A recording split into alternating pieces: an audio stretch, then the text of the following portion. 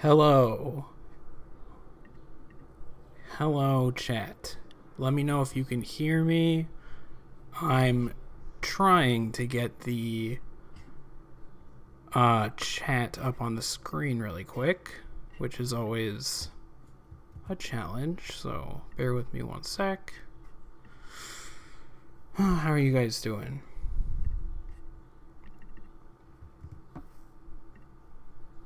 Okay, there we go. I don't know how to get the chat on the screen in a way that looks better than that. Hello, Pokemon Lover. Pokemon Lover X9P. Nice to see you. Thank you for sending press F for 10 joules. I don't really know what that means. I don't really know what that means. I'm not too familiar with how YouTube live streaming works with all that stuff, but thank you. I appreciate it. And yes, all right, looks like 6 people watching. Make sure you guys go ahead and like the stream if you haven't already, just so it gets boosted up a little bit. We're going to get started in a few minutes. I'm just going to wait for some more people to come in.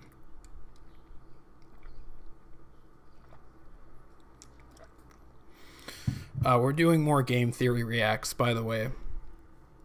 We did it last time. We looked at some of his older FNAF timeline theories and stuff, and today we're gonna watch his final timeline, which was, obviously not his final timeline, but it was the one after Ultimate Custom Night came out, which I think is very interesting, and we can talk about it. Yes, okay. And also, when we start the video, please let me know if the audio is okay, like if the video is too quiet or too loud, or my voice is too quiet or too loud or something like that. I think it should be fine, but we will see.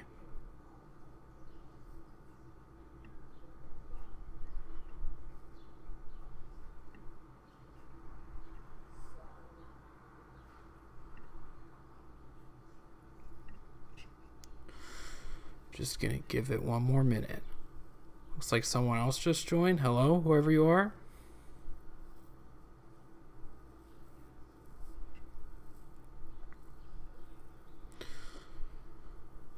All right, let's get started with the video. And I guess if more people come in, they can see the title and deduce what we're watching.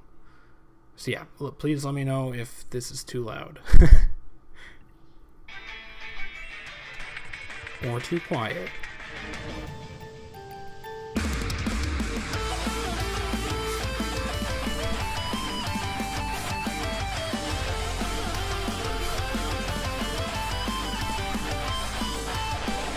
Hello, Internet. Welcome to Pokemon Game Lover, Theory, thank you the for William the Afton of floating heart YouTube. for 10 joules. Thank you.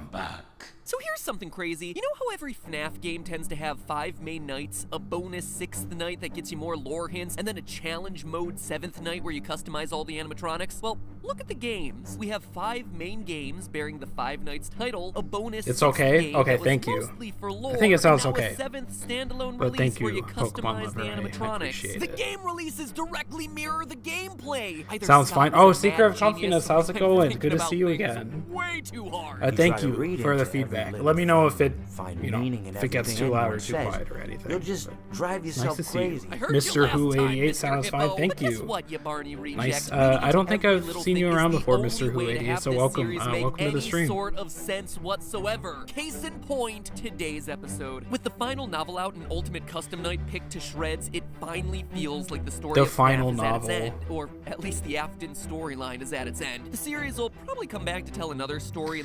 So, yeah, this came out. I was just talking about it, but some newer people might not have seen. But this is his first timeline after UCN came out. So that, you know, he's talking about Emmers. I did start early. I started about 10 minutes early. But I just started. You have not missed anything.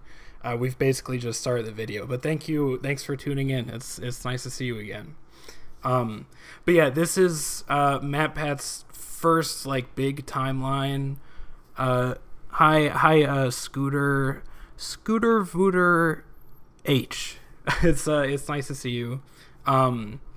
This is MatPat's first timeline after UCN, so that's why he's saying like this is the last timeline after every Five Nights at Freddy's game has come out, and there'll never be another one. Mr. Who said, you made a passing comment on my FNAF 2 video about Charlie 87. Thank you. Yeah, I'm honestly, for that video, I really thought about Charlie 87, and I tried to make it work, but in my true heart, I don't know. Like, I'm leaning more towards it, but it's so hard to make a whole timeline with Charlie 87 included. Like, I think it makes a lot of sense. There's a lot of evidence. MatPat's insanity ending when he retired. Yeah, no, that was funny. I hope you guys like the thumbnail too. Speaking of MatPat insanity, but yeah, so I think it'll be interesting to look at this old MatPat video and think like, if we just there's no Steel Wool games yet. There's only, I don't think Fazbear Frights had come out. I think it was just like the games up to UCN and the Silver Eyes trilogy. We have to think like, with that information, like, does this timeline make sense at all? Like, was he cooking or was he not cooking? And we're up to oh, never mind, I was gonna say 10, but it looks like someone just left. I think we as Slayers need to agree on, yeah, I agree, Emmers, I agree. I'm definitely more of a range and like a order person. Like for like FNAF 1, for example, and FNAF 3, I'm like, I don't know what the date is, but I know it's like between this and that thing, you know what I mean? Like, a lot of the time the actual date doesn't matter. There's never going to be a final timeline. Yeah, it's true. And thank you, Pokemon Lover, for the star. That's a beautiful star right there. But yeah, let's go ahead and get started. And just think about, was MatPat cooking or was he chopped? In the same universe later. I mean, it's exactly what Scott did with FNAF 4, the quote-unquote final chapter, ... of the original FNAF story. I see what you did there, Scotty. It's the final chapter of the original story. But oh no, friends, he wasn't done. He even ended that teaser with a question mark if you brighten that screen up enough. Man! So I talked about that in my FNAF 4 video, my first video, about FNAF 4 being like the end of the original story, and I think that was supposed to be true. Like, it wasn't Scott just being like, oh, it's over, but then it's not actually over. Oh, subtitles, you're right, Emmers, I always forget about that, but you're so right. Thank you. Absolutely. And yes, we have real subtitles for this. And Seeker of Confidence says, Sam, honestly, you have no context for FNAF 3. Yeah, no, I don't. FNAF 3, like 2023, which I know is like a popular one because it's 30 years after 1993, which is what people thought FNAF 1 was. But 2023 for FNAF 3 just seems so random. Like, maybe if the game came out in 2023, then that's okay. But, and then Security Breach, I have no idea. It's just in the future. I don't even know if Scott knows. I think it's just in the future. That's what's important. And Scott, you really wanted to leave the door open for I forgot what I was going to say. I was going to say, yeah, I think FNAF 4 was the end of the original story. This is like my whole basis for like basically everything I believe in FNAF, but I think that FNAF 4 was the end of like the MCI arc, and that was like its own self-contained story, and then Sister Location, everything afterwards was a new like, it's a continuation of it, but it's the MCI arc still stands on its own as a story, if that makes sense. RAR, yes, absolutely. And Emmers, no problem. Thank you for the suggestion. I always forget to turn on the subtitles. For more games in the series, didn't ya? You were milking it more than I was. Or, I guess we're both milkmaids at the teat of Freddy Fazcow. Anyway, as they say in FNAF World, the piece... Chat, leave a like if we're all milkmaids at the teat of Freddy Fazcow. That's a bar are from in Matt, place by the for way. us. So it's time to That's take why we love one him. final step back and put every single one of those pieces together into this, my final timeline for the final FNAF game. Though, let me save you some work. If you brighten the image you see on screen right now, you'll see that there's a question mark there. You love since, watching his you know, earlier theories to see what he thought before. if Yeah, I he comes agree. back, well, I These gotta are pull some of my myself a favorite YouTube Samurai videos Freddy to and pursue rewatch. the anime Fox of Truth, wherever it may Afton lead. Saga Let's versus do Mimic this. Saga. Now, Yeah, I think together you a could. final timeline of events. I think you could break down like the old lore, or just I guess like everything from like FNAF 1 to UCN to be like the Afton Saga, which is what I think Matt actually called it.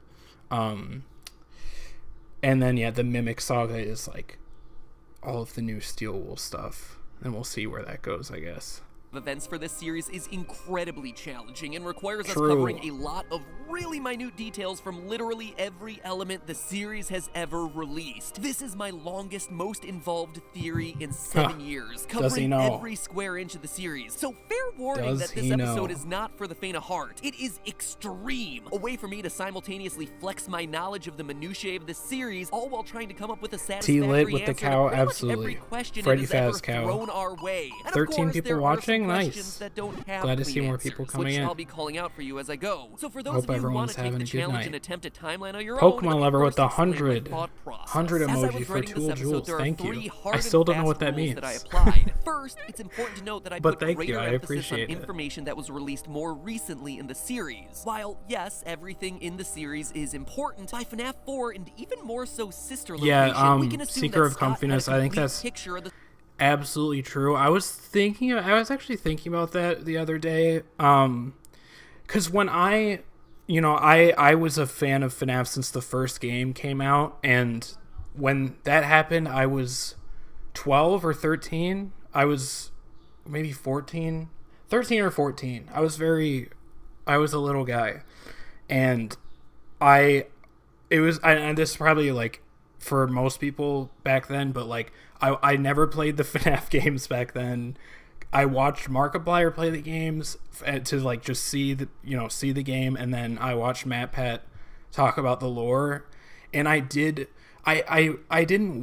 like necessarily take it as fact, but I really relied on him to I really relied on MatPat to like put everything together for me, and I think that's how it was for a lot of people, because he was the guy. Like, he was making, oh, Omnisoap, what's going on? It's good to see you. And being a FNAF kid in 2015 was peak. Absolutely. I mean, yeah, that was something else. I was obsessed with it. I was obsessed with it in middle school. I was 13 when the first game came out. I think I was too. I can't remember.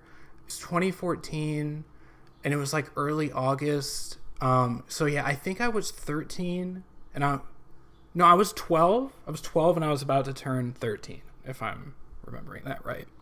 But yeah, is that the bite of 87? Yes, absolutely. But yeah, Seeker of Comfiness, I think you're right. MatPat helped us who grew up with a series frame critical. I agree. I think it was especially around his like FNAF 3 video, his second FNAF 3 video that was like trying to solve the whole thing before FNAF 4 even came out. I remember watching that, and I actually really disagreed with him, and it was the first time that I straight up was like, MatPat is so wrong. And I think like that actually helped me develop my smooth brain into more critical thinking skills at the time. You don't get why. I don't know if the bite of 87 meme, if I'm right, I think that happened more recently. Like it didn't happen right after he said it, but I could be wrong. I feel like that's more of like a second generation FNAF meme, if that makes sense. of the story in his mind. It's easy to forget that FNAF 1 was going to be Scott's final game after years of trying to be a game designer and hitting dead ends. Do you really think that he imagined a lore so deep that it would cover 8 games, 5 books, and countless teasers? No. That he predicted his story would be so massively popular that it would involve undead purple people way back when we were all just making memes about Foxy Swiggity Swooty coming for that booty? Probably not. So it's safe to assume that the newest information we're getting in the games is the most accurate. Wait, MatPat created the meme? Emmers, is that true? So that's rule number 1. Did he was it because MatPat made the videos about it not being the bite of 80, or his first video was that it was the bite of 87 and then he corrected himself? OmniSoap, you say you got in around FNAF World and thought you were late. I mean, not late, but there's definitely something different about being there for the first ever games coming out. But no, you're definitely not late at all. I would say late if you're getting into it like Security Breach, but there's nothing wrong with that, MatPat used a soundbite. Oh, okay. Okay, thank you, Emmers. Dude, Emmers has the lore, the meme lore knowledge. I'm grateful for that. That's funny though. I mean, yeah, I love the Bite of 87 meme. It's a great vocal sim too. Just anything happens. Was that the Bite of 87? 1. Rule number 2, adhering to key dates and events. Now, there isn't much that's certain in this story, which means that the things we do know must serve as fixed points that the other details fit around. We know for a fact from FNAF 1 phone calls that the animatronics are allowed to walk around freely until the Bite of 87. We know from FNAF 3 calls that the golden spring-lock suits are eventually retired to a back room after a tragedy at a sister location, the FNAF 4 Bite, which itself takes place in 1983. FNAF 3 also tells us that at some point William Afton tries to dismantle the robots, whose spirits rebel, causing him to become Springtrap, eventually getting himself sealed up behind a wall until the workers at Fazbear Fright discover his body and set him loose again. Details like those have to be our guideposts if we're having any hopes of getting anywhere in the story. And lastly, rule number 3, realizing that this isn't just a simple linear timeline. No, it's clearly established absolutely. in the games that multiple Fazbear locations exist at the same time, and that the events in one affect what happens in other locations. For proof, just look at Phone Guy in FNAF 3. Welcome to your new career as a performer/entertainer for Freddy Fazbear's. Yeah, MatPat's definitely right about this. Specially designed suits that double as both animatronic and suit. Oh, how unfortunate! that was another vocal sim. I kind of, by the time UCN came out, I actually had kind of fallen out of FNAF a little bit, and then I got back into it later, obviously, but. MatPat the Bite isn't a spring off. Seeker of Confidence, I think he does say that, not just in this intro part, but I think he actually uses that as like a key part of this timeline. So I know that is one of the most frustrating MatPat things. It's like that's not what a springlock failure is, MatPat. And he just like could not get off of that. Like I feel like he used that in like so many different timeline videos.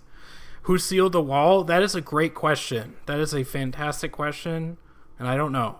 Clavis Key, I can't believe this is the final timeline. Do you know? Do they know? FNAF 3's timeline concerning the stage room is absolutely. Okay, I don't even know. We might want to save it until we like actually get to that part of MatPat's timeline, honestly. But the safe rooms thing is chopped. I guess we'll save it because we're gonna get there. So. We'll talk about that. This not only tells us that the first Freddy Fazbear's skip Pizza past the had intro a little golden bit? suits, but also that the first Freddy's was I think opened yes. at the same time as the... We're not going to. I'm sorry, I'm Matt. holding myself to a higher standard. A slightly higher standard, but a higher standard. But yeah, he basically, I think his main thing of that, one of the key rules was that, he was mic victim for a while. Yeah, we don't talk about that. We don't talk about MatPat's mic victim era.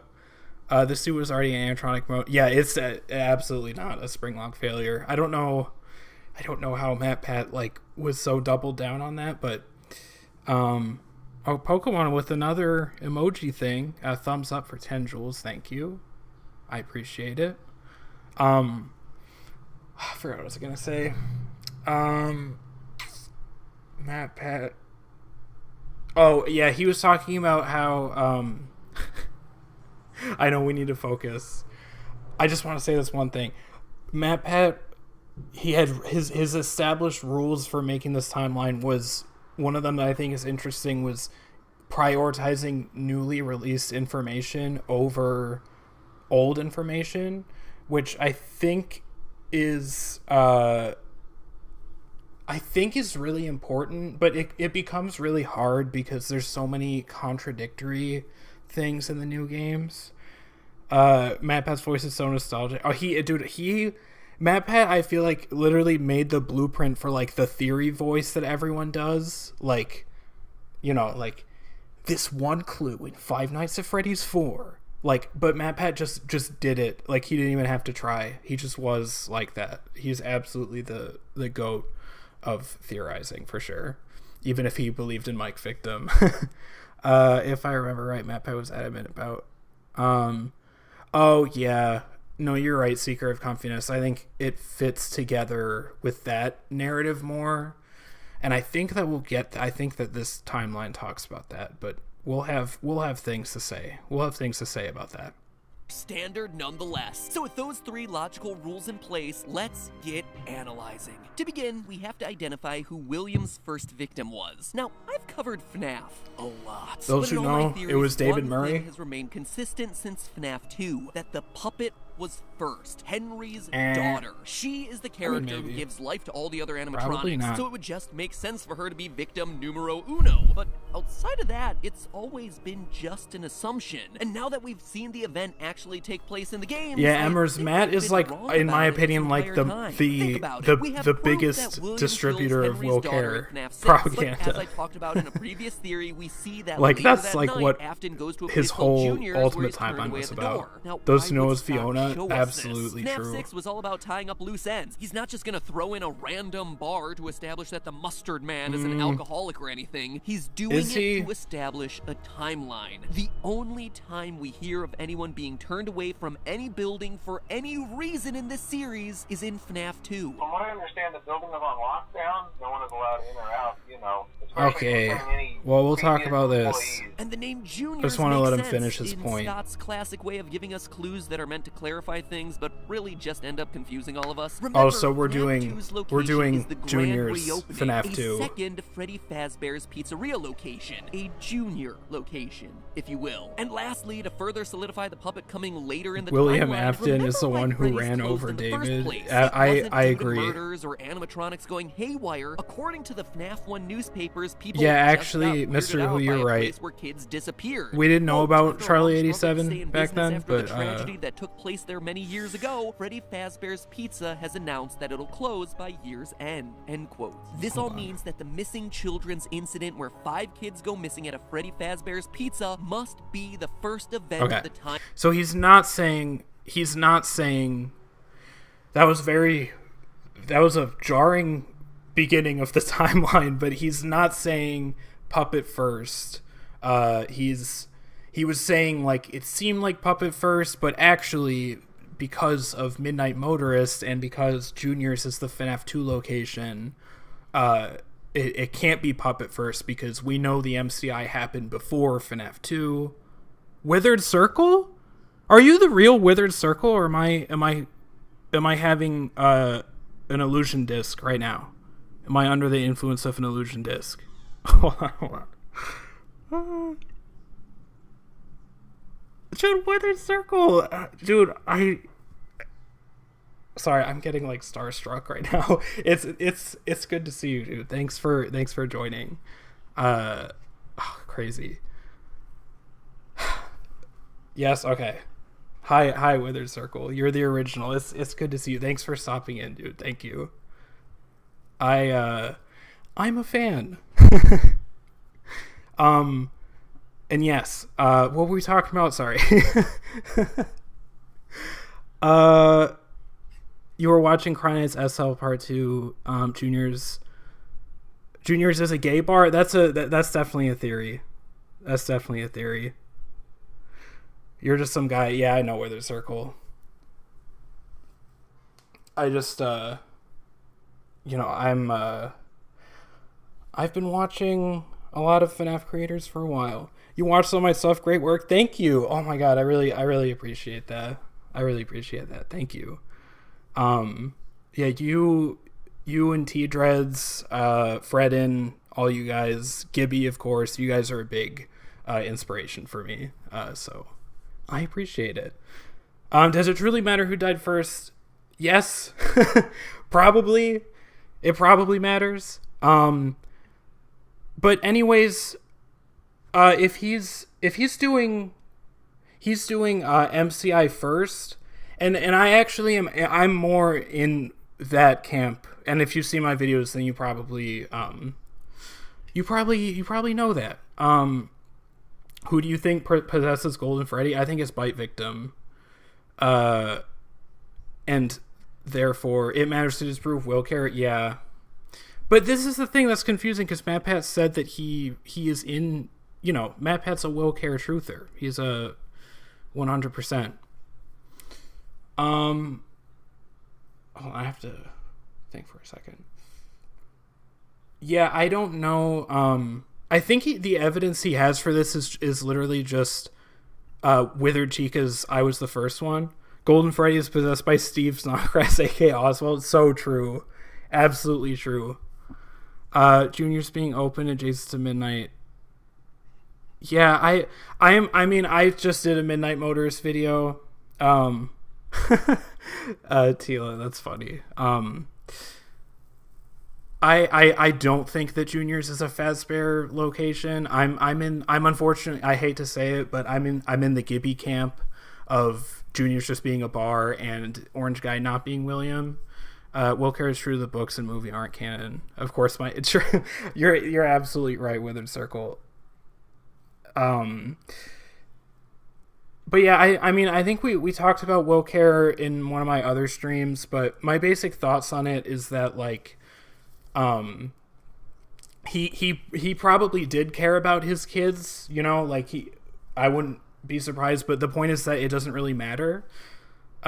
Gibby will slime you out. I know, he's gonna show up. He's gonna find out that Withered Circle's participating in a anti-Will Care stream, and he's gonna show up and slime all of us regular style. And Pokemon Lover, thanks for the flower. But yeah, my whole thing is, like, he might care about his kids, but I don't think that that's, like, his motivation for doing everything, which is kind of what the whole Will Care thing is. I mean, yeah, I've talked about it in my videos. There's a lot. And it looks like I'm among friends here in terms of, like, people who aren't into Will Care. But, yeah, I think it depends on FNAF. I mean, yeah, I talked about that in my video too.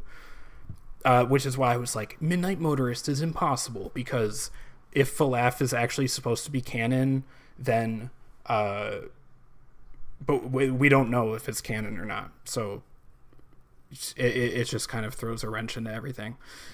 Okay, anyways, I'm gonna continue on with the video a little bit, but I'll be reading chat.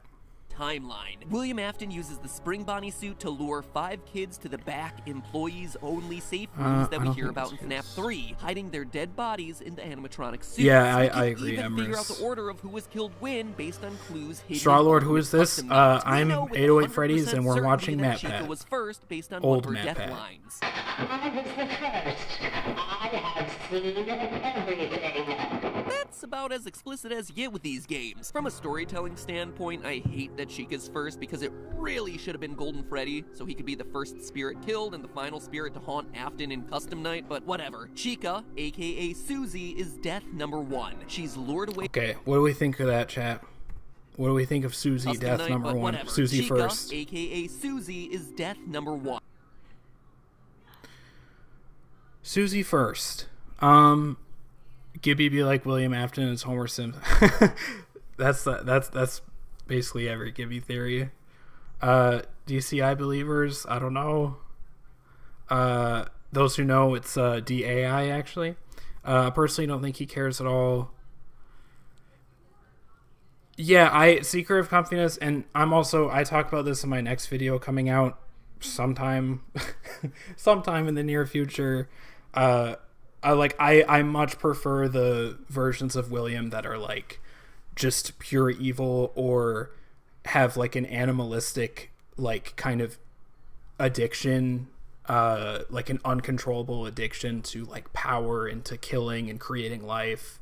I don't like, I'm just so not into him being like, I'm going to kill all of these kids because I really want to revive my son who just died accidentally. Like, I just think it's a wrong reading. I'm torn about Susie first. Susie dies first in the MCI. Yeah.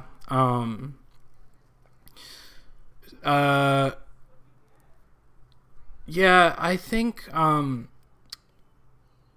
my thoughts on it are, and it's hard because, like, I'm not a big timeline person. Like, I'm not really gonna make a timeline video just because it would take forever and be impossible. But my basic take on it is, like, I think MCI is first. Oh, hey, Magtacular, what's up? It's good to see you again. Susie being number one does go along with Help 1 and 2 Graves. Yeah, I was just gonna say I'm a Susie first and I'm an MCI first. So I actually am with MatPat on this one, and I know that that's pretty controversial. But my whole idea of, like, my whole interpretation of FNAF 4 is that Crying Child was friends with the other MCI kids, and what he saw was them dying. Like, I'm not a Bite Victim first person. Like, that seems like it's just missing a lot of stuff. Susie first is kind of justify Scott's favoritism. Yeah, it's interesting to think about that. And yeah, I mean, Magtacular, you and I we are the devoted MCI 83 truthers. Absolutely. So yeah, I think we're both on the same page about that. Scooter, MCI first all the way. Yeah, I know that it kind of goes against how a lot of people see it, especially because a lot of people think it's 85, but I am like pretty staunchly in the MCI 81st. MCI 81st. MCI 83 is what I mean. And first. Oh, and David Murray first. I mean, yeah. If we're talking Steel Wool stuff, then yeah. And gave Charlie don't get. Yeah, that Carol. I agree. I think that I think that the security puppet, like, the whole reason for the security puppet existing is because something bad had already happened. But then it's like, why did Henry say, oh, a wound first inflicted on me? Like, what is that talking about? Like, what does he mean by that? And yeah, MCI 83 believers rise up. Fiona Murray first. I mean, yeah, if we're talking Steel Wool stuff, then it's definitely possible. David just wanted his ball, true. And thanks for the gold coin, Pokemon Lover. With BB first, you would ignore things stated. Yeah, and okay, also, that's kind of a good point, Mr. Who, because I also think, like, I'm kind of a God victim or, like, influence victim believer. So I think that you can have both. I think Bite Victim can be last, and all that stuff can still happen. Like, Bite Victim can still influence stuff. But I think let's continue on with the video a little bit. Fiona, David, MCI, BV, Baby, Charlie, Emmers. I agree with that. Ball is life. Hey, Ball wasn't life for David, I'll tell you that. I would put Baby or Elizabeth before either before the MCI or before Bite Victim. I know people hate that, but the room is empty for a reason. That's all I'll say lured about away it. by Afton, telling her that her dog died. We see it in FNAF 6's Fruity Maze. We also read about it in the fourth closet. Quote, beside them was a little girl with blonde curls. I heard Daddy say he was hit by a car, but I knew it wasn't true. Bonnie told me it wasn't true. He said he found my puppy. And did he take you to your puppy? He took me, but I don't remember. My name's Susie. We even hear about it in the Chica anime cutscenes from Custom Nights. I told him that someone ran over his dog in front of my house. Jeez, Scott. I know we were all looking for Toy Chica is William Afton. answers, but man, you beat that one over the head, didn't ya? Not that I'm complaining, but that one was a bit overly obvious, and then all the other ones are just so damn obscure. Just gotta find a better balance here, man. From there, we know that 4 other kids get taken and stuffed into suits. We know their names based on the gravestones at the end of FNAF 6. Gabriel, Fritz, Jeremy, and... Okay, so, why, chat, are Gabriel... Well, not Gabriel, Jesus Christ. Why are Fritz and Jeremy the names of the kids also shared by the Night Guards? What is Scott doing? That's honestly one of the things in FNAF that I'm just like, I don't know. I don't even know where to start. I have no idea what that could mean. I don't know what he could be trying to say with that. Like a lot of stuff in FNAF is like I can make a very good guess about it, even if it's mysterious, like the shadow animatronics or Fredbear plush. But the Jeremy and Fritz, I have no idea. Literally no idea. When you write stories long enough, eventually you just run out of names. That is absolutely true, and I think that's the case for like when he calls the Frights character's name is Matt. But at this point, it's UCN, right? No, not even UCN. The graves are in FNAF 6, and I think that he could have gone through a few more names before he got to 2 of like the most famous names in the entire franchise. Names that are also kind of unusual, at least Fritz. Like Fritz is a very unusual name. It's not like Matt or Mike or David or something like that, you know. Emmer said grass victim. It's possible. I think Emmer's just reusing assets. I mean, yeah. And I mean, yeah, that's the thing. It's like there's just so few names at that point that he's already gone through. And Secret Accompanist memories altering reality to make stuff. I mean, yeah, also that. God victim. Yeah, that's kind of, so I guess, yeah, some of you are thinking it's like a God victim thing. Your brother's name is Fritz? That's crazy. That's awesome. Shout out Fritz. I mean, it's, and T-Lit, you're absolutely right. It maybe tells me that Scott might not be the greatest writer, but you didn't hear that from me. Multiple irrelevant mics in the franchise. Yeah, maybe that would be absolutely crazy to me though. Especially because we're like, these graves are such a big reveal. It's like, what are you doing? And yeah, I think Carol, you're right about God victim could just be a thing.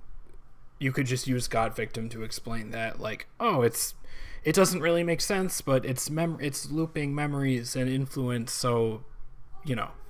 But in this case, I don't know. I feel like there's something else going on, but I just have no idea. There's lots of Daves as well. True. That is also true. Man needs to start using a baby name list instead of the same 7 names. Okay, true. Someone has to tell Scott about, like, other names. Especially, like, non-white names.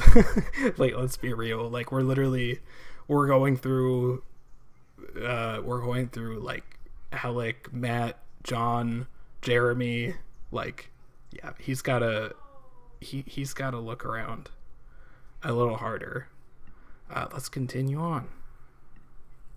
Grass. Hey, who are we to judge what other people name their kids? Probably some celebrity's kid. Oh, you must meet my children. This is Apple, audio science, and grass. All joking aside, though, loyal theorists will remember this last grave was giving me a lot of trouble during a past theory. You see, this he hadn't solved the grave yet, or not. He didn't solve the grave, but he didn't. But they're all hidden in code. He didn't talk I was about able that to yet. deduce. Some left me stumped. But a few hours after releasing my video covering the book, the mystery was solved by I the love the brilliant dabbing deduction chica, of game dude. theorist subreddit user DPowerful1. DPowerful1 used the numbers that I had found, Dude, this is the 52, first time 39, Cassidy 15, is showing up 72, 10, on 11, 8, and MatPat's 11, stream, and put or them MatPat's, not into an alphabet grid all for Bible ciphers like sounding I've been names, doing, true. and like the book was That's Scott. clearly That's hinting towards. Scott. He's not Put using them a baby into the name word website. He's just search of using all the Bible. places. Using the numbers This as video is coordinates in Cassidy the Toy word Shink search, Slop. you I can mean, spell the name what Cassidy, wasn't a name Cassidy that Toy must Shink belong back to at this Golden Freddy point? based on the Was there repeated any use of other Golden Freddy's ideas? signature line of, "It's Like, I me," feel like that throughout was the book, the that's only gravestone imagery, recently which lines become up with more the of like a fifth topic mystery of gravestone debate. at the end of FNAF 6, and a mention of Cassidy Like, in the Cassidy final FNAF Toy novel, Shink The was Fourth Closet. And that would be more than enough proof, just the but it's not dominant all. thing for In so the long, novel, dude. Cassidy is described as a girl with black hair. And what do we see What? in the logbook? The puppet giving cake to a little girl with black hair. The only human child in the logbook, no less. And it's Crazy. happening on a page talking about your happiest day. A direct reference to the happiest day minigame from FNAF 3, where the puppet gives cake to Golden Freddy in an effort to release its soul. You can even hear a girlish laugh every time Powerful Golden one is Freddy actually summoned way so back in powerful. FNAF 1. Absolutely. I don't know how Literally anybody solves everything anything in about the this logbook. I'm reveal not gonna lie. lines up. Everything, of course, except for the OmniSoap, P being used to all talk about the continuity one where you should not have everything's killed same throughout except Custom the Night, shoe. which, as we established last episode, is Yeah. referring to Golden Freddy. But consider Those this, who know Golden Vengeful Freddy Spirit is some is random a male kid. character. He's Yeah. Freddy Fazbear. He's Fredbear. Regardless. Dude, I'm kind of a bite victim, vengeful spirit believer, just because I'm a bite victim guy. Hey, I'm a bite victim guy. And if you've seen my FNAF 4 video, you know it's all about bite victim. I think that bite victim is either he is Cassidy, like that's his name, or Cassidy's just not really as important as he is. Like, I think he's the 5th MCI kid. I think that he's probably the vengeful spirit, unless the vengeful spirit's supposed to be like David Murray or something, like something that we weren't supposed to figure out yet. FNAF 4 and FNAF World imply BV receiver heavily. I mean, I think that it just is. Like, I don't see Cassidy receiver being quite a thing. Actually, but you know, Seeker of Comfiness, I'm getting reminded of last stream where I think that you broke down more of the Cassidy receiver stuff, which actually sounded better than other arguments that I'd heard. But yeah, no, I'm still in the BV receiver camp for sure. Hot take: either Cassidy doesn't. Hot take: either Cassidy doesn't exist or Cassidy. Yeah, I'm with you, Emmers. I'm kind of in. Like, I'm kind of in the camp of, like, Cassidy was supposed to be the name of something else, and in the logbook we just all got kind of confused, but I'm not smart enough to go, like, re-decode the logbook, or Cassidy's just supposed to be Bite Victim's name, but, I just don't see it being, like, Bite Victim. Like, I'm very, very adverse to, what is it even called? Duo victim, golden duo. I am like there's not a lot of theories that I'm like strongly opposed to, but golden duo is one of them because I just feel like there's so little evidence for it, and it makes way more sense if you just have Bite Victim possessing Golden Freddy, and that's it. That's definitely where I'm at. Like either that or. Like, the most I would give is, like, maybe Cassidy, if she is real, is the plush. But I don't think that she's then also in the Golden Freddy suit or the Fredbear suit with Bite Victim. Golden Duo is just one of those things that I can't get on board with. Seeker of Confidence, who believes CC isn't possessing Golden Freddy at all. Seeker of Confidence, I'm sorry. I think that you explained this in my last stream, but I can't remember exactly what you said. Is there a way I can... dude, I'm so bad at streaming. Is there a way I can, like, check your logs? I can. I can check your logs, Seeker of Confidence, so I can see what you said.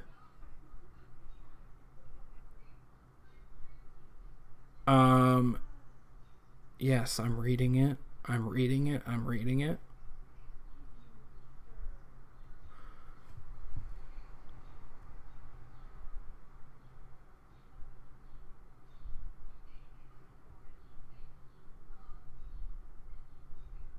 Yeah, we were talking about Elizabeth Plush. Yeah. There's a lot. But no, I remember what you're talking about. Seeker of Comfiness. Didn't BV die in like a hospital? Yeah, I'm still like the reason I'm on board with MCI or Bite Victim 5th or whatever, like he's part of the MCI, is just that like his circumstances for dying were very different than the other ones, and I could see Scott writing the story and be like, well, I originally was thinking that they all go missing, but because I want Golden Freddy to be different somehow, I'm gonna have his death be a little different, and then it does make the newspapers make less sense, but I still think that that's like where it was pointing to. Bite Victim is only one of the Fredbear's do. I think Golden Duo would only make sense if entailed 2 parts of the. Yeah, that's the thing, Emmers, is that if there was like such clear-cut evidence that Golden Freddy had 2 things in him, like if he was ever symbolized as having like 2 multicolored eyes or anything like that, like if he was shown like how he is in like Unwithered Truths, like FNAF 1 reboot, for example, like that I would be like, okay, Golden Duo for sure, but there's just like he's never shown to be that way. Omnisoap, the idea of Scott thinking he's smartly introducing a new character named Dave. I mean, yeah, I agree, Omnisoap. If Dave is even real, I'm like kind of less convinced of Dave than I am of Cassidy, honestly. I hate the logbook. I'm so confused by it. Secret Company, I think it was made in that FNAF world. It says he has to go find all the other Happiest Day. So the thing is with that though is I do want to make a video on this and look into it more, but I don't know if Bite Victim is the player of FNAF world. I know that's popular, but I'm not sure if he's the one that has to find the pieces, like he's the one that the Fredbear is talking to. I have to look into it more though. But if he is, then what you're saying definitely makes sense. Some theorists make a good point. Cassidy being the name of Bite Victim. Yeah, Golden Freddy, Happiest Day. Yeah, and Mr. Who, I agree. Like in Happiest Day, they would, if it was Golden Duo, they'd probably want to show 2. Also, they have 20 viewers. I didn't mention it when we crossed it, but 20 viewers is like a new peak. So thank you guys. I hope you guys are all enjoying. Make sure to like the stream if you're just coming in now, and if you haven't already. Let's continue on. Let's continue. Regardless of the spirit that possesses it. So the gender confusion works here. Scott even used that to his advantage in the casting call, where he was specifically looking for auditions where, quote, the gender should not be immediately clear. It should work as either a young boy or a young girl. Or am I just cooked? Teaching kids that gender is fluid, but only if you spend 4 years. Yes, happy Pride. Oh, I forgot to say, guys, but happy Pride, dude. This is perfect. Thank you, MatPat. I hope everyone's having a fantastic Pride Month. We celebrate Pride on this channel. We celebrate the LGBTQ plus community, and I love all of you guys. So yes, happy Pride. Let's get a W Pride in the chat. There's only one Golden Freddy soul in Happiest Day. Yeah, sorry, I read that already. He isn't, but the only. He isn't, but the only one. Yellow Eyes talking. Yeah, Secret of Confidence. I do have to look into FNAF World more. I think I can get a better idea of. I think I have to get a better idea of that. Holy based non-CC FNAF World player. Yeah, I have to look at it. And yes, happy Pride, everyone. Yes. Oh, I love to see it. Thank you guys. BV is gender fluid confirmed. Absolutely. W Pride. Yes. Absolutely. Yeah, there was I made the Pride post like community post the other day, and obviously I changed my profile picture, and I got some not very nice people commenting on that, and I'm just glad that they're showing up so I can ban them, because I don't want them watching my videos. But yes, happy Pride, everybody.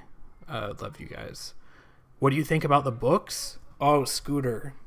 What do I think about the books? You're going to have to tune in to my next video, whenever that does come out, because it's taking forever.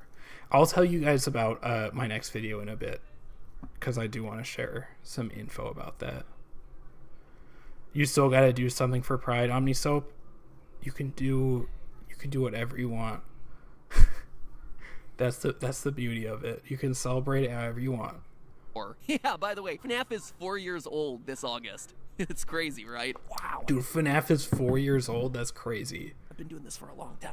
The last thing to say about Golden FNAF Freddy is older than proving that Withered he gets Circle. possessed here at the I'm first sorry, Freddy Withered Fazbear Circle. Pizza location rather than in FNAF 4 like most of us have assumed in the past. You see, in Ultimate Custom Night, you get an item called a Death Coin that can eliminate one animatronic from the game. But if you use it on Golden Freddy, you don't eliminate him from the game, you just get jump scared by Fredbear, and then hear some strange sounds. First Pride was a riot. I actually, Emirates, I would like to know more about that, because It almost sounds like Fredbear is that sounds very underwater, which we all interesting. know is going to be terrible for those spring locks. I think Anyway, every I Pride played should around be with a those riot, audio dude. files and got them to hear. Laughter, obviously. Let's find a suit that's right for you. And there was more fantasy and fun where I came from. That last one feels really random, right? Like, "Arrgh, I'm an angry spirit who just killed you, but let me tell you about my love of fantasy, fairies, and long walks on the beach first. I'm very in touch with my emotions." However, the phrase fantasy and fun is a direct reference to the first game in the franchise, where Phone Guy welcomes you to Freddy Fazbear's Pizza, a magical place for kids and grown-ups alike, where fantasy and fun come to life. It's Scott telling us that Golden Freddy is the same spirit who speaks to the crying child. Oh, the via Stonewall Fredbear riot? plushie Okay, in I'm FNAF such a 4, dum-dum, but who dates dude. all I the do way know back about to the that. first pizzeria and the missing children's incident. I do Phew, know about got that, all guys. That? Good, because that's the easy stuff. Well, not easy, obviously, considering I'm on page 4 of this script and I've only just talked about the first event in the series. But there is consistent The logic fuck is and that evidence to model? back it I think all it's a up. fan However, model. it's I at don't. this I know. point that things get I don't know messy what from a kind of model timeline that is. standpoint. You see, right now there are two dangling threads of events that directly conflict with each other. One, the first Freddy Fazbear location has to close so it can reopen sometime before 1987. Oh, thank you, However, Emers. Yeah, it has to I remain need to get a open at Discord least set until up. 1983, when the But FNAF I'll 1 definitely fight add you. happens. The So event thank you. that And no, you're not prompts Phone spamming Guy at to all. call back to the FNAF 1 don't location, worry about informing it. them that the Springlock suits are being retired. Oh, yeah, I welcome to your do. new career as a performer/entertainer for Freddy Fazbear. Dude, my partner's gonna be when my partner sees this, she's gonna be like, "How do you not know?" I'll have to ask. She can tell me about it. Game theory: don't use fan models. Challenge level impossible. That's absolutely true. They at least they credited it. Yeah, when I'm making videos, I try not to use fan models, and if I do, I credit it. But there's only so many freaking FNAF models, dude. If I was super talented and had lots of time, I would definitely try to make. I can't make 3D models, but I would definitely try to make like pixel art. Like I love the Unwithered Truth's like original pixel art in his videos. What do you think of the Steel Wool era games? Oh hey, Jay Bucklesmith, nice to see you.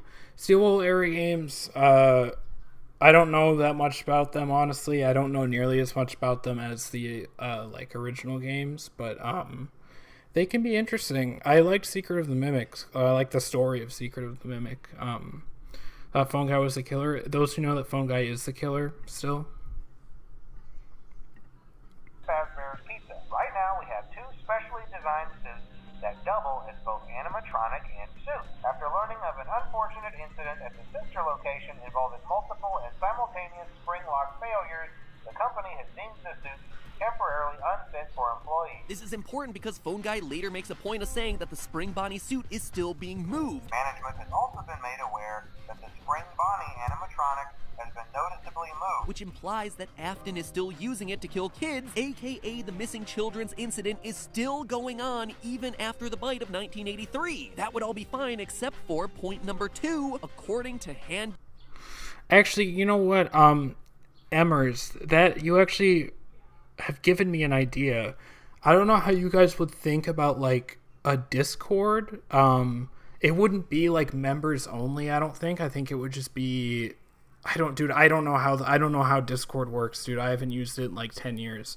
But I think it would be cool to have like a channel Discord, so that we can. A cat requires food. Don't say anything important. That's not really great timing. But I hope your cat gets well fed, Emmers. Well fed and satisfied.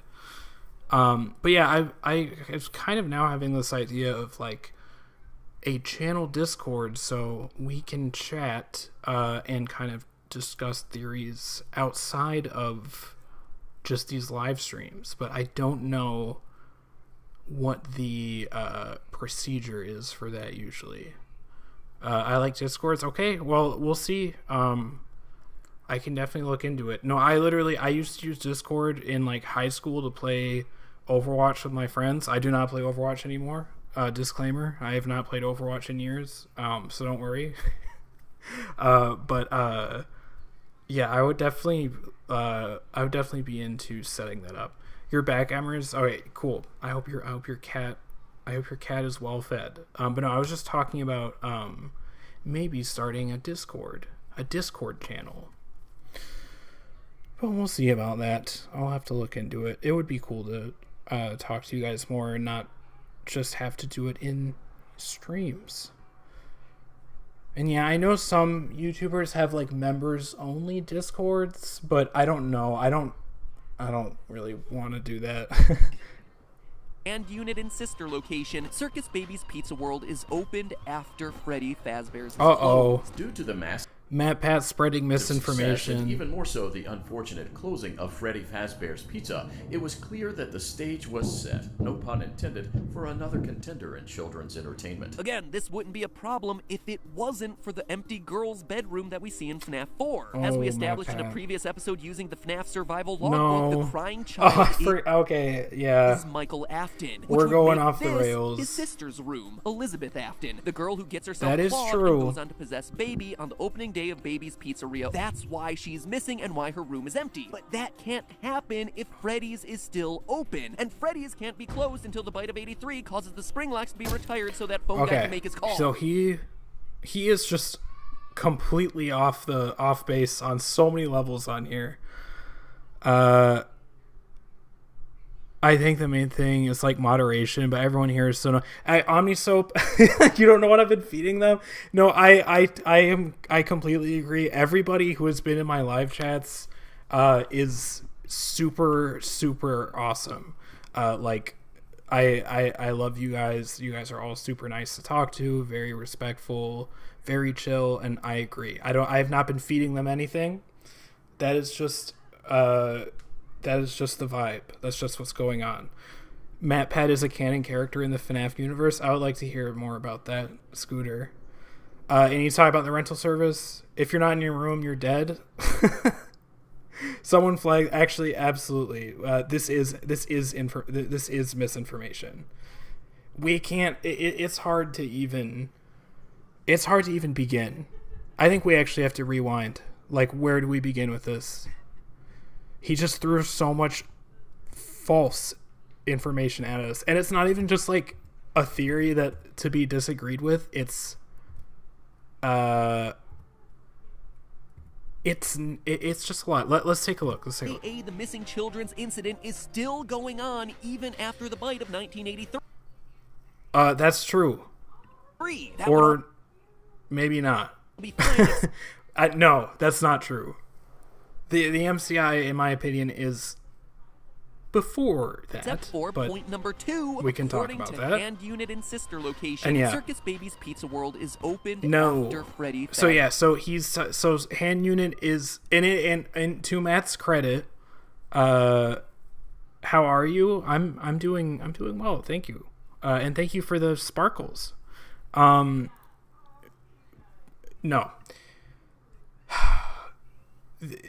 To Matt's credit, it's very confusing the way hand unit talks about it. Like he never when I was making my sister location video, I don't know if anyone knows this. I was making my sister location video, and I was literally like losing my mind because I could not find anywhere in the games where they say Circus Babies Entertainment and Rental or rentals, like the not Circus Babies Pizza, but the big underground bunker that you play in a sister location. I could not find that named in the games anywhere, and I was literally like losing my mind. I was like, it was like a Mandela effect type of thing, because that's what everyone calls it, but I couldn't find where it is. So like, I don't even blame MatPat really for being confused about that too, but no, this is still, he's talking about, it's in the blueprints. Oh my god, okay. I like eventually gave up looking, and I was like, I know it's somewhere. I know that it's, there's got to be a reason everyone says it. Yeah, Sea Bears is what I'm talking about. MCI pre-83. Why are the spring locks still in use? Jay Bucklesmith, that is definitely like probably the strongest evidence against MCI 83 or like pre-83, but I'm of the opinion that there are many different spring locks. Only in the source code. That could be true too. It could definitely be in there. But yeah, I'm of the opinion that there's lots of spring locks and only 2 get retired. So they can be retired and then still have a few of them in use. I have to get some water and go and use the restroom really quick. So I'll be right back, guys. I will be right back. Don't go anywhere.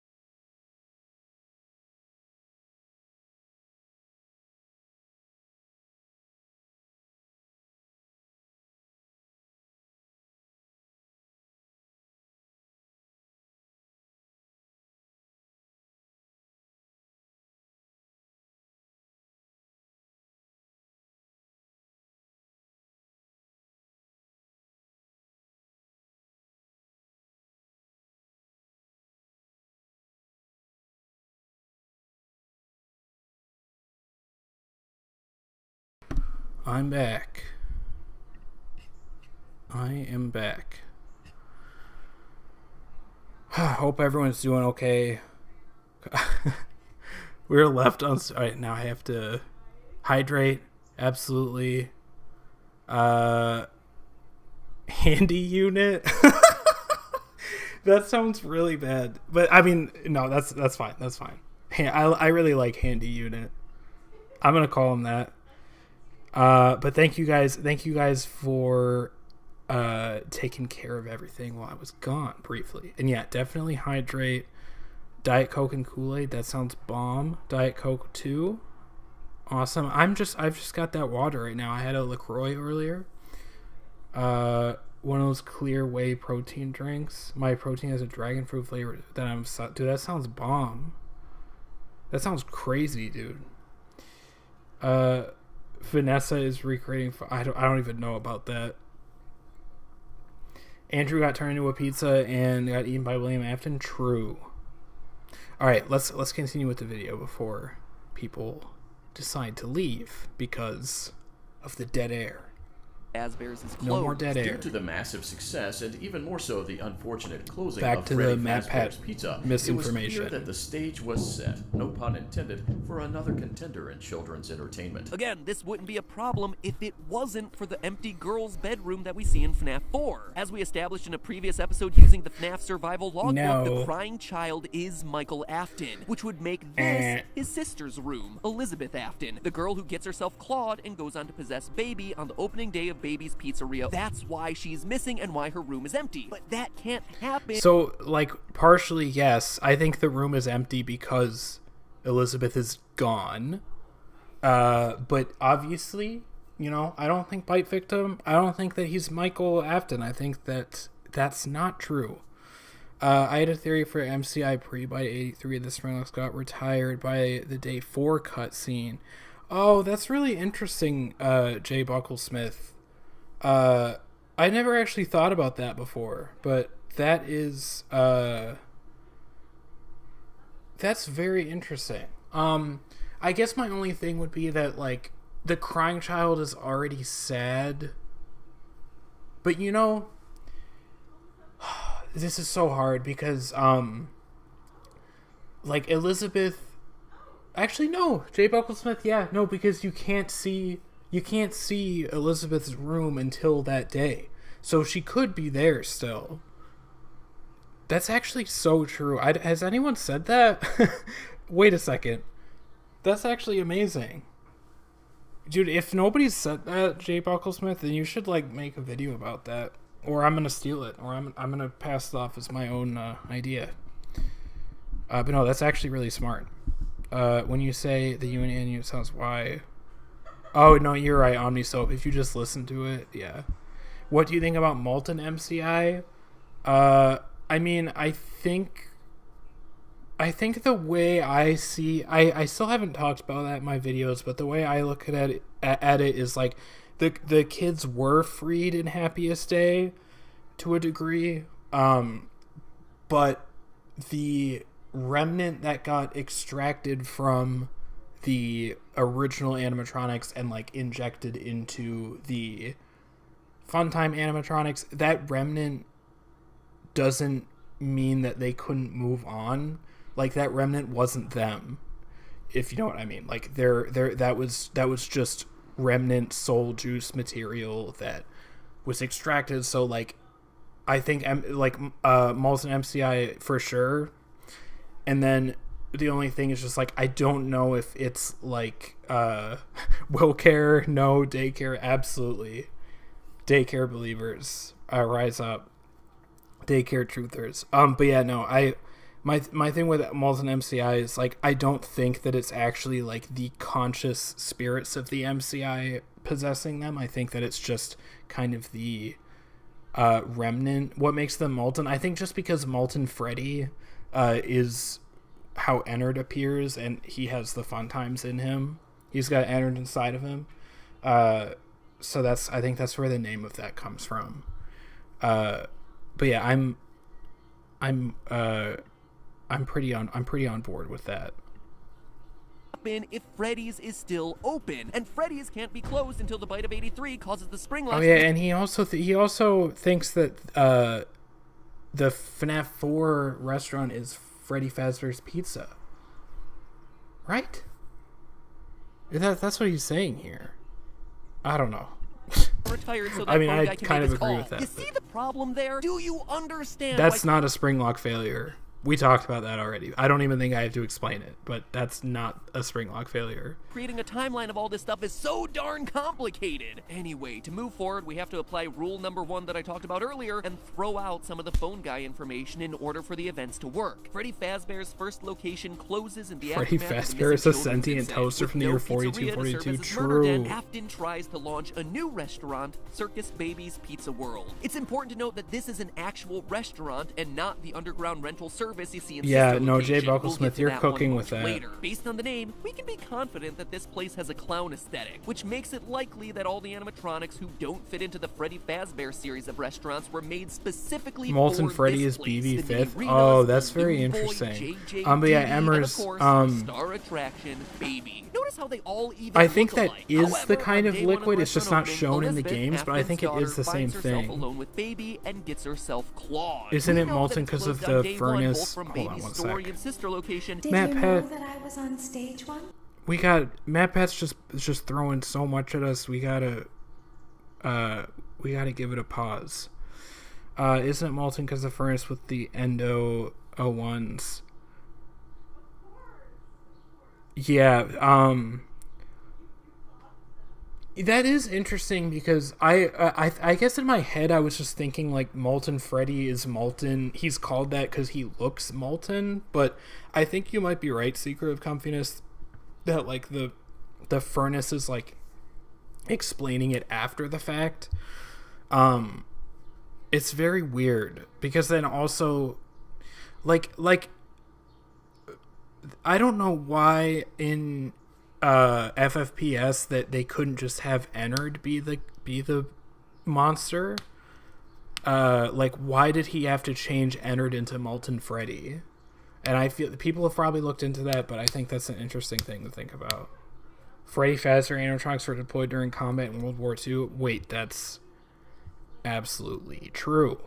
One thing I hate about this timelines videos, it was too crammed. Yeah, that's the thing, Emmers, with timeline videos, and it's kind of why I don't really want to make one, even though, you know, it's an idea, but it's either you make like a super long video where you just kind of go through everything very slowly, and then it's like it's very long, or you do what MatPat's doing and just kind of throw everything really fast, which, you know, entered inside of him, absolutely true.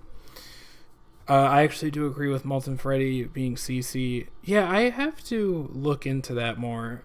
I'm right now doing a video. I guess I'll tell you guys a little bit about the video. What do you think about Lefty DCI? I have no idea. I don't even know if the DCI is real. You know, those who know about DAI, Lefty DCI I think is okay. You know, I don't care too much about it one way or the other because I don't think it has massive like story implications. Yeah, I a lot of the stuff with Molten Freddy and the Molten MCI stuff I would probably want to make a video on after my next video, but my next video is very long and it's taking a while. You should do live theory crafting live streams. Yeah, I think that would be cool, Emmers. I think that might be fun. I think maybe like if I come in with a few ideas, I have like a Google Doc. That's actually a great idea. Like I could come in with my Google Doc of theory ideas and we can kind of just like work on it together. That sounds dope. Purple guy or purple guy? Okay, Scooter, I don't know what you're talking about. Once. It wasn't for very long.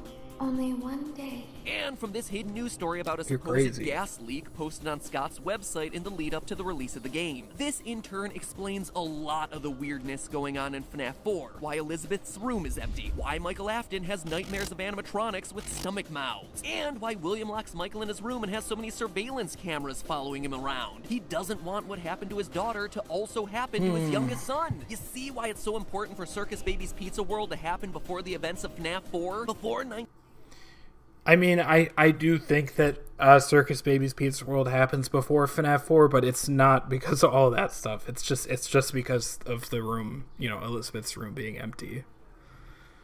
Long slop, Emmers. It is. I don't even know how long it's gonna be yet because I'm still in the process of like writing and recording it. But it is going to be long slop, absolutely. Under my theory would explain why CC was left unsupervised. Oh, okay. That's actually really interesting, Jay Bucklesmith. I'm just actually thinking about that because Jay Bucklesmith, did you like? Is this your? Has anyone said this before? Because this is like actually fire. This is really good. Like, I don't know if you make videos, but if you like, you should definitely make a video about this because that's like super compelling, like MCI 83 evidence. I'm not even kidding. Like, that's actually really interesting. I wish I thought of that for my my video about MCI 83, but no, that's super cool. Yeah, no, I think Jay Bucklesmith, you should definitely. Yeah, I mean, and then yeah, I like if it ends up being someone else's theory too, then like it's still, you know, you came up with it by yourself. So I think you should definitely, if you make videos, I think you should definitely do it, or just make a Reddit post or something, or leave it as a comment on one of my videos. But that's really good. That's actually great. Better than this. It's better than what we're watching right now. I'll tell you that. In 1983, a lot of pieces fit in place if it does. Anyway, in the aftermath of the tragedy, he buries Baby and most of the other humanoid characters underground in a facility that we'll eventually explore in sister location. The rest go on to the new and improved Freddy Fazbear's Pizzeria, which is set to reopen. But first, running parallel to all of this, and I mean all of it, is Fredbear's Family Diner. Not the sister location we visit in the game's sister location, but the only sister location actually called a sister location by Phone Guy during his FNAF 3 calls about spring locks. An unfortunate incident at the sister location. We know for a fact that Fredbear's Family Diner is the FNAF 4 location based on. Wait, and now I'm so confused because wasn't he just talking about like Freddy Fazbear's Pizza and showing all of the stuff that happened in FNAF 4? Oh, Jay Bucklesmith, you said you brought it up one time on Reddit that it got shot down. Dude, don't even worry about Reddit, dude. They don't know nothing. I don't even go on FNAF Reddit. Sometimes I go on it to see like when I'm researching to see if someone's thought of something before, but no, Jay Bucklesmith, I think that's a great idea. You should definitely share that. Screw the Reddit people, dude. They don't know nothing. Is this the first thing I've seen from you? It seems cool. Oh, awesome. Thank you, Scooter. Yeah, Emmer's absolutely. Yeah, I actually have a playlist, just my FNAF theories in order. It starts with the FNAF 4 one. Yeah, definitely go ahead and give it a watch. But thank you. I really appreciate it. I believe DCI DTI because it sounds like a slash. Yeah, I agree. In my head, like, and yeah, FNAF Reddit is hell. That is absolutely true. Do not, Redditors just in general, it's not a good vibe. 808 essentially a crash out. Damn. Okay, I don't know what you mean by that. But yeah, Joda or Jada. When I'm thinking about the DCI in my head, and I'm like imagining FNAF as like a movie, like a real, like all of the games, you know, not just as games, but like as the real story. I do see it like that. I picture the DCI like that in my head as like a slasher type thing, which is really cool. I wish Scott explained it more. Thanks. Yeah, Reddit is complete garbage and a waste of time. Yeah, I agree that I definitely think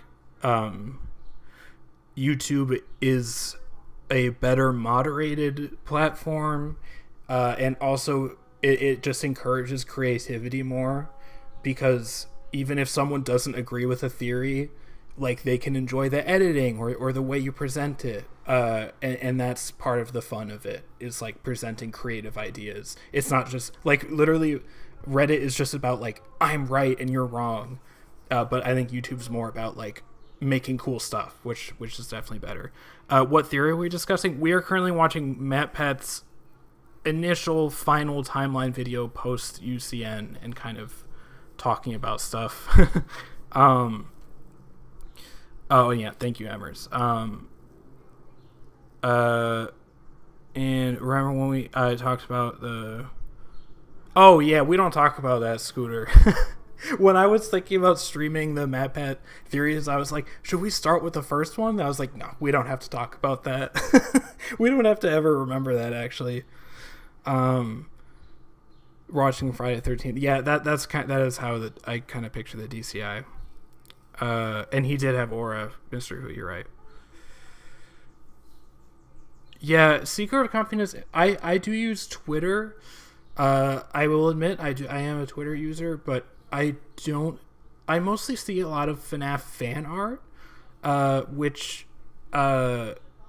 is I think that's just my algorithms giving me what I like, honestly, or it's I don't get a lot of like theory discussion on Twitter. I just get a lot of like fan content and people being excited about the movies and stuff like that.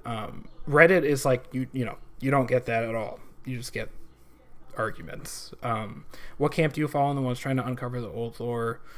I don't know. Lost X Found. My videos so far have definitely been more in the camp of like trying to solve the old lore, because that's what I'm more interested in. But I'm not ruling out. I'm definitely not ruling out like doing videos about the new lore in the future. Twitter is a dumpster fire, absolutely. Yeah, it's I see a lot of stuff I like on it because I'm kind of in a corner that's like the Twitter algorithm is like very. It shows you.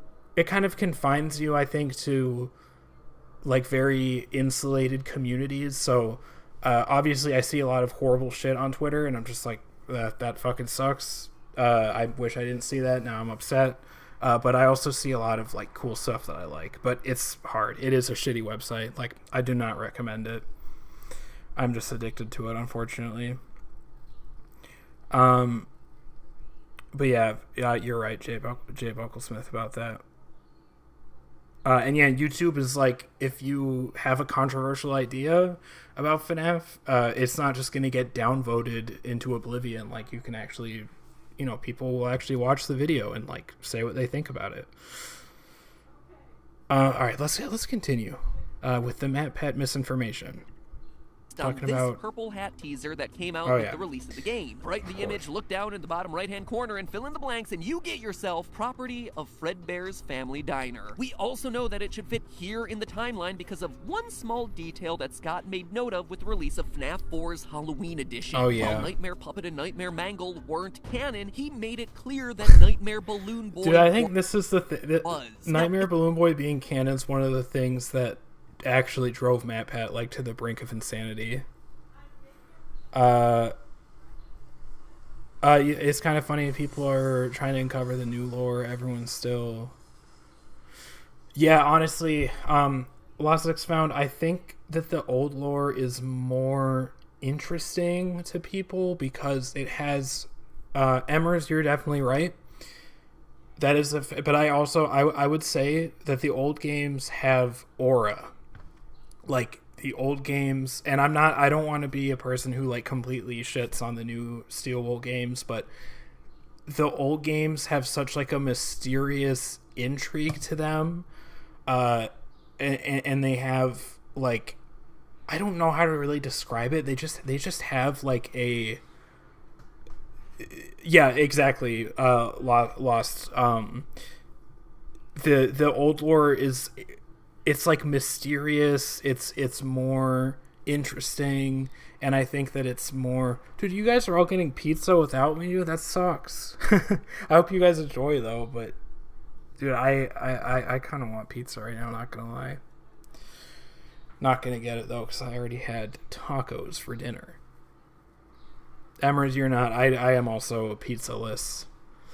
But I'm glad you guys are enjoying some Sunday night pizza. But yeah, no, basically I think that the old games have more aura and are generally more interesting. So that combined with the fact that the new games do have a lot of plot holes and are very confusing. There's something with the air with the old... Yeah, exactly. Watching so many Dave Portnoy...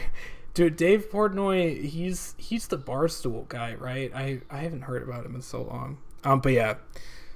Let's continue. If I'm right about Circus Baby's Pizza World and the red-cheeked design of its characters, then the crying child would have come across Balloon Boy. He existed at this point in the timeline. But because both the puppet and Mangle don't exist until the FNAF 2 location, neither of them would be appearing in his nightmares. Therefore, not canon. Therefore, the timeline continues to make sense. So at this point, we know how the story goes. William is working there as what appears to be a suit technician. Michael Afton, aka the crying child, has witnessed his friends and maybe even his sister get killed. I mean, he's even locked in the supply closet with what appears to be the body of Golden Freddy. Safety is top priority at Freddy Fazbear's Pizza, which is why the classic suits are being retired to an appropriate location. Dude, I'm so confused. I thought that he this whole time was saying I thought that MatPat this whole time was saying that everything that was happening in FNAF 4 was Freddy Fazbear's Pizza, but now we're talking about Fredbear's Family Diner.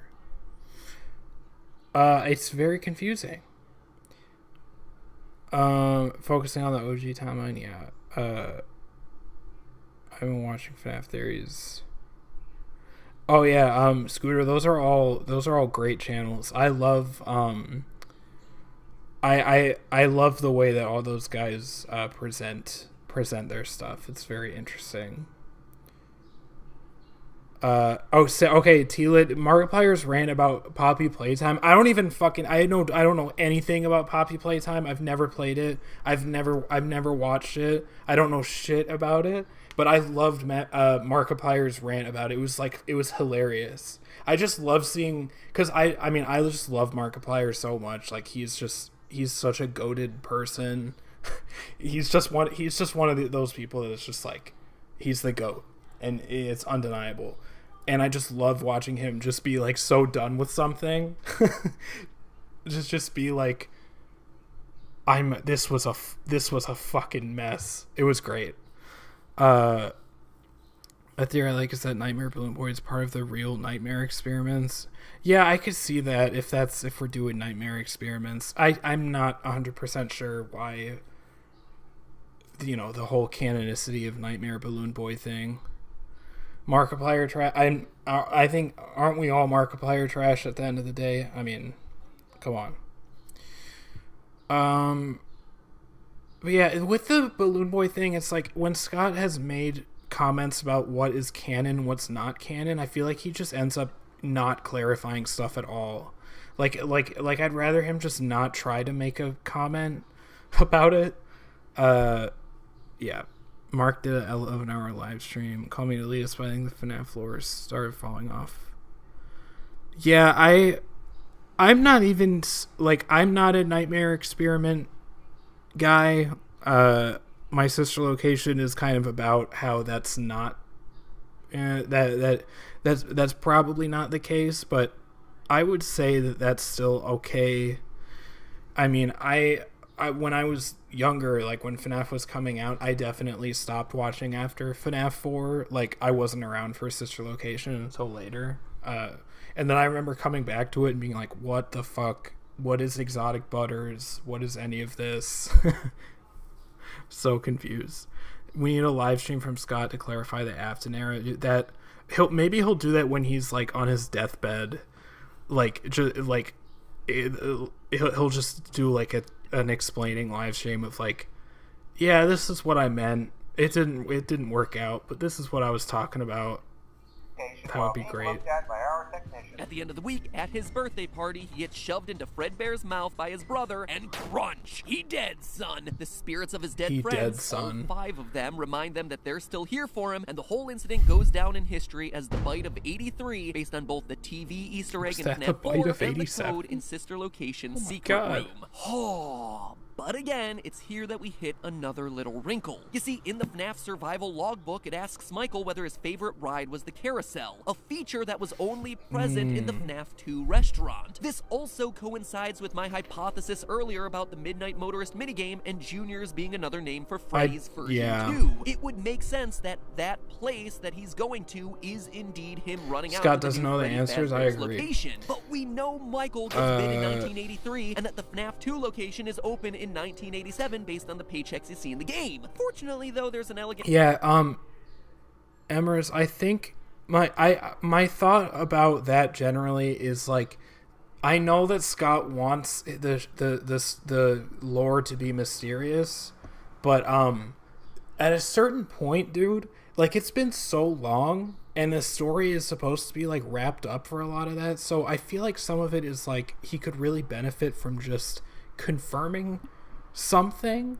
But I know, like, that's not how he operates, but it's just at a certain point feels like, okay, there's no reason that we don't need this to be like, we don't need this to be a subject of debate anymore.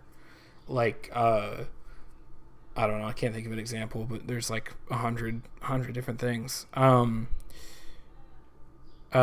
feel like Bite of 83 is a hidden reference to the video game Crash of 83. I don't know what that is, Jay Bucklesmith.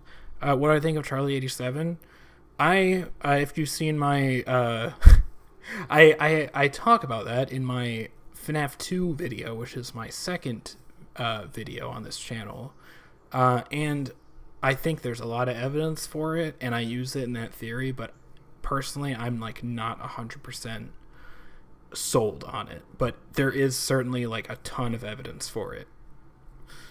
The thing is, if the story can't be solved in 12 years, it basically means it's unsolvable. 100 years could pass and no... Yeah, that's... I agree.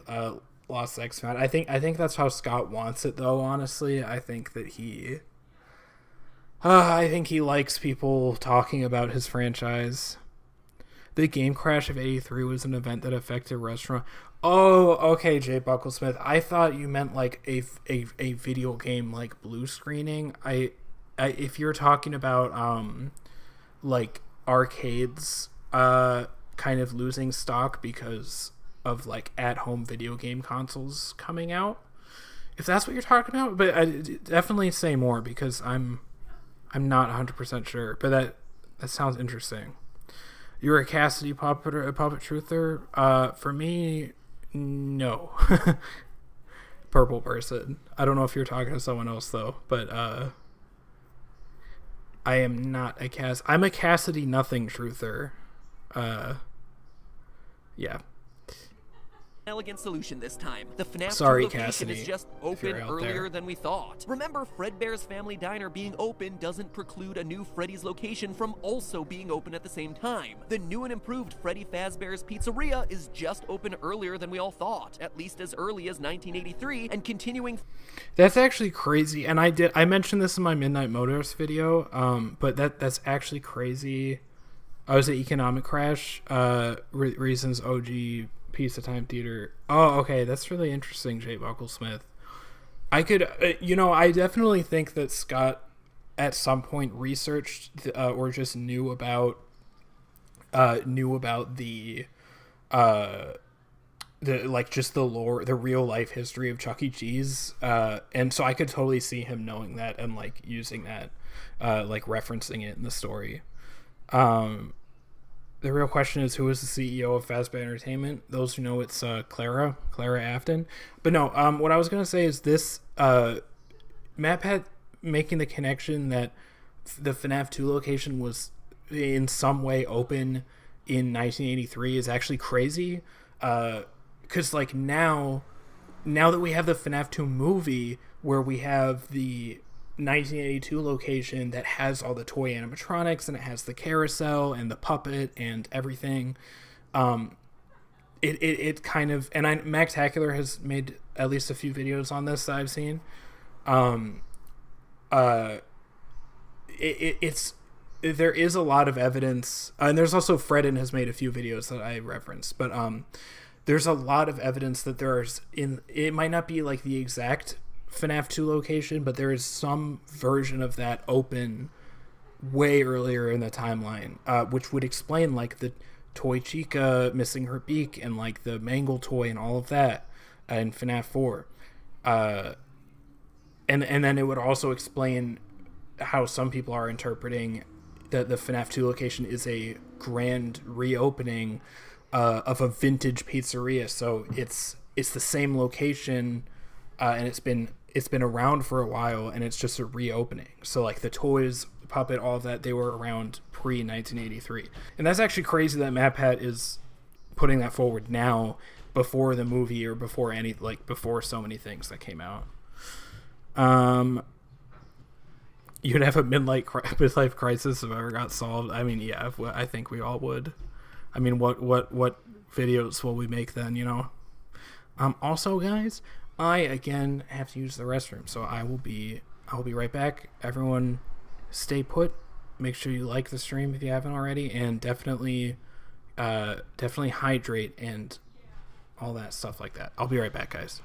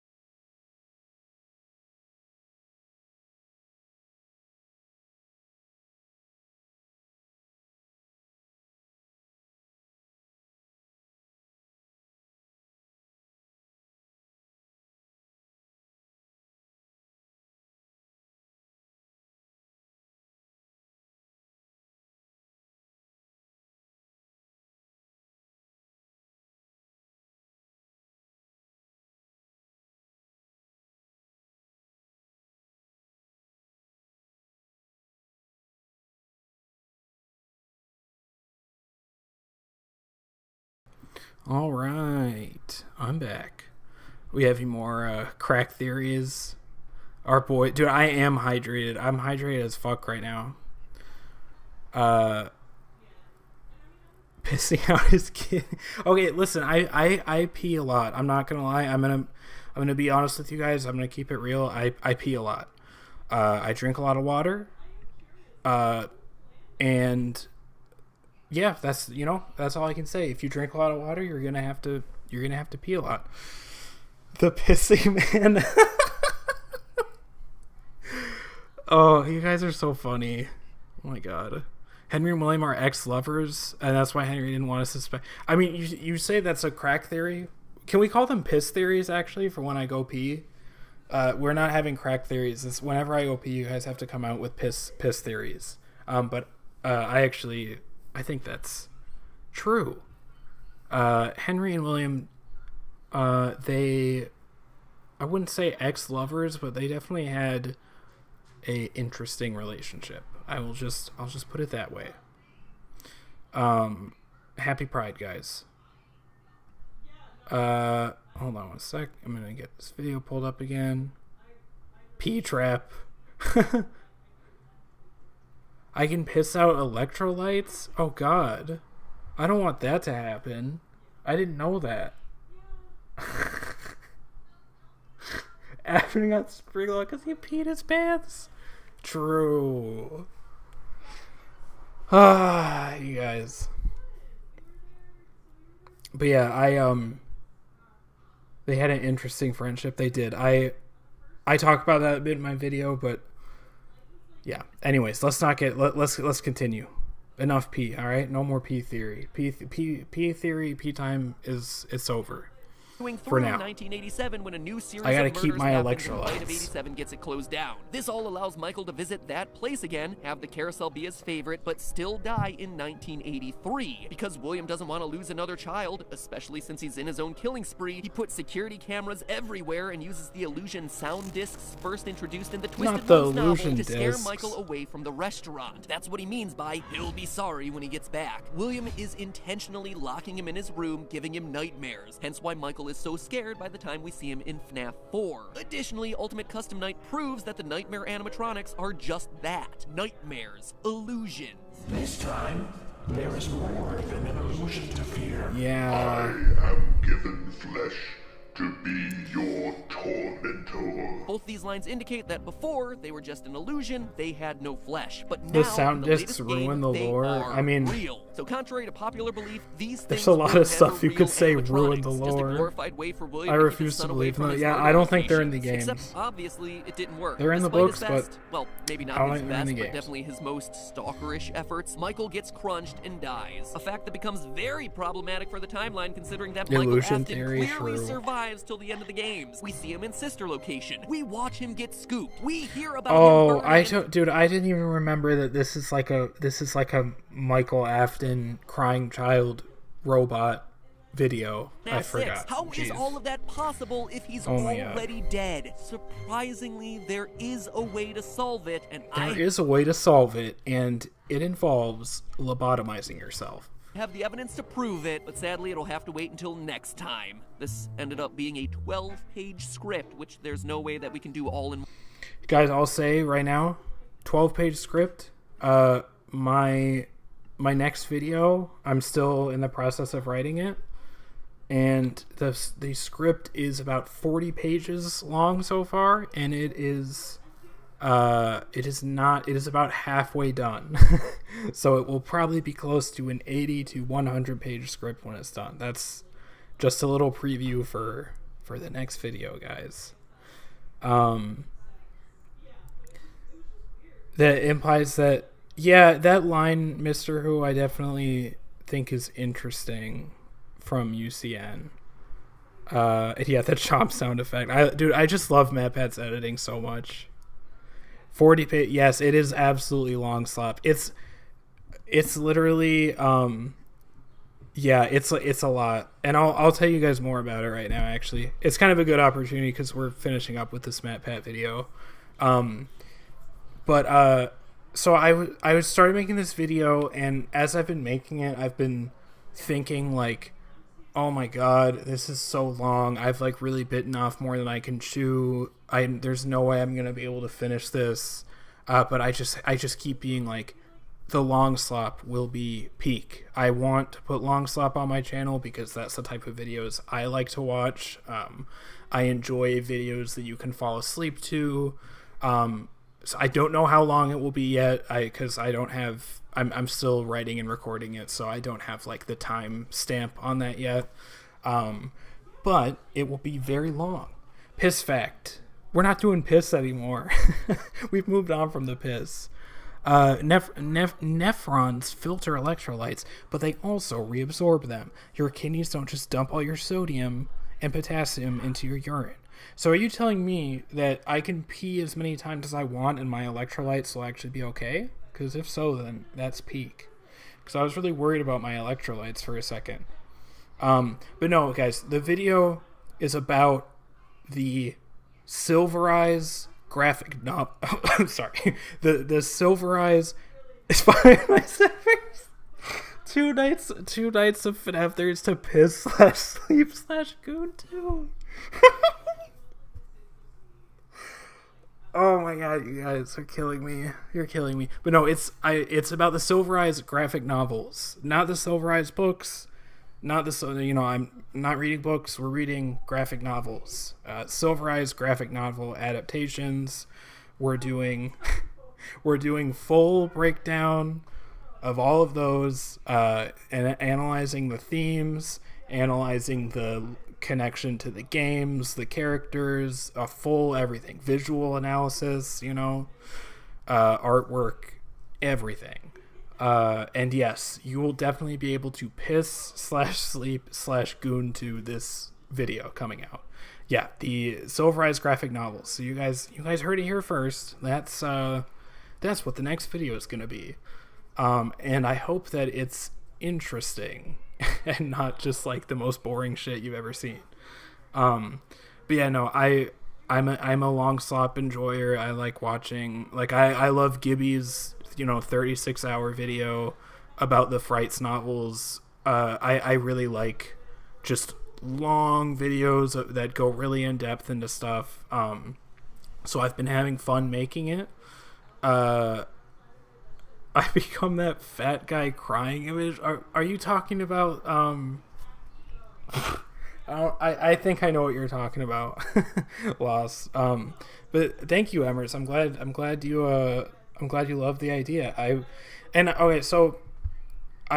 terms of like when it's gonna come out, I've been working like a lot on it. I've been trying to work on it as much as possible, like when I'm not doing anything else. And because my goal is to get it out next week. So not like this upcoming week, but definitely like next week. And we'll see. I don't want to make any promises because I could just, I could completely drop the ball. I could give up. It could end up taking way longer than that. I'm not going to give up, but it could basically take longer. But my goal is to get it out by, next week. So not this upcoming week, but the week after that, it will be there. It will not be 36 hours, 6 minutes at 50. It will not be beating Gibby's video. Yes, we love 40+ hour videos listed while doing other stuff. Exactly. I want to have a video on my channel that is not filled with like brain rot CapCut edits. I want to oh hey, welcome back, Omni. So I want to have a long video that's like relaxing and like just something people can have on in the background. How are you going to write so many pages so quick then edit as well? Listen, I've been working on the script for a few days. I already have that many pages. I'm locked in. And in terms of editing, I'm planning to make it less. It's going to be less highly edited than my usual videos in terms of like it's not gonna have tons of crazy CapCut transitions and like shit flying all over the screen. It's going to be made so that it's primarily for like listening and then glancing over when you want to look at the the graphic novel pages that I'm showing on the screen. But you don't even have to do that honestly for most of the video. So yeah, hopefully it should be faster to edit, but we'll see. I think next week is okay for me. I think I can do that.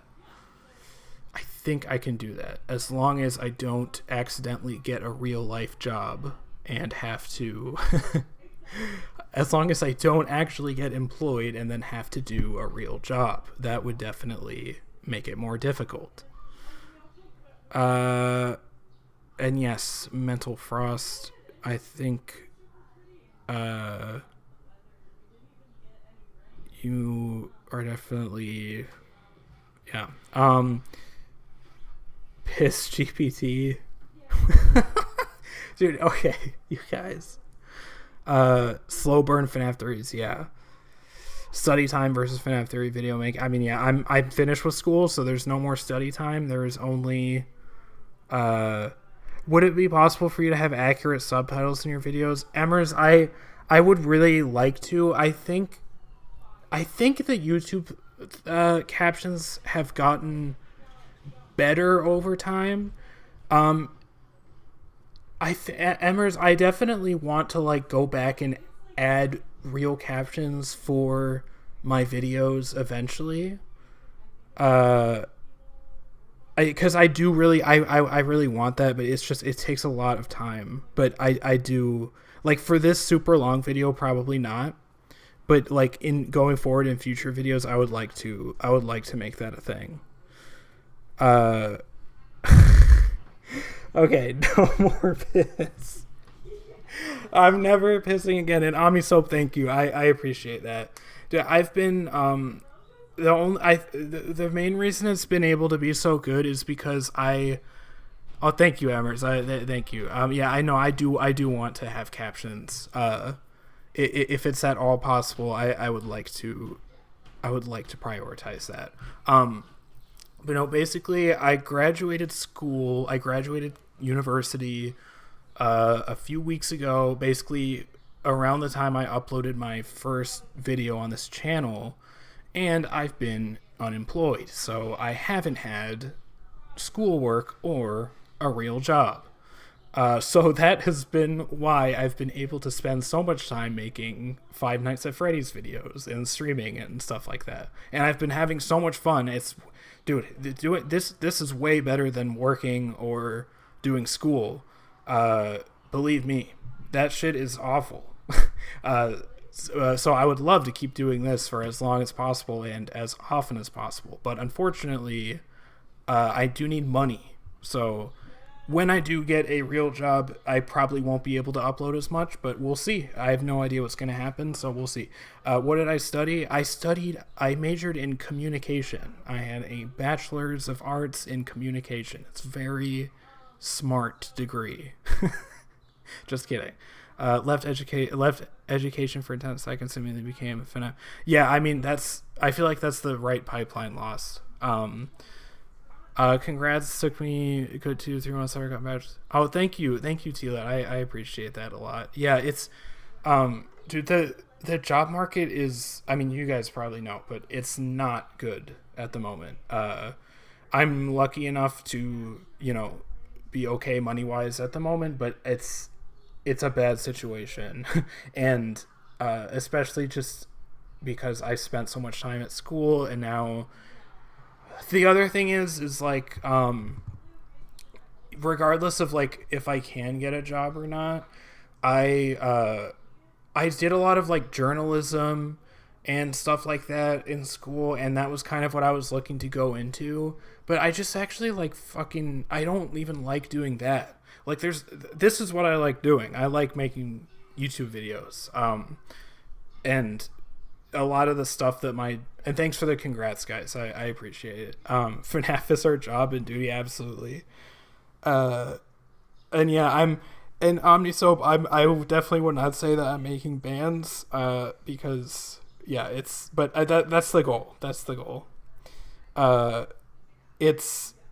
Yeah, basically a lot of the stuff I would end up doing with my degree, I don't even really give a shit about or think is very interesting.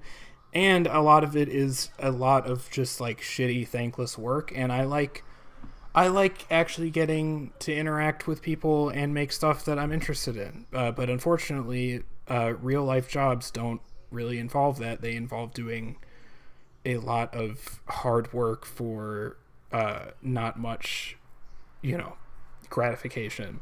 I wanted to make FNAF videos, Jay Bucklesmith, but I'm kind of self-conscious on my voice. Jay Bucklesmith, I think you should absolutely go for it.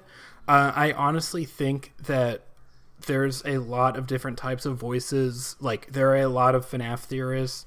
There's a lot of different types of voices in the space. I don't think you need a specific type. And I think if your video is like interesting and people are into it, well, first I think you should make it anyways, just because it's fun to do and it's fun to put your ideas out there.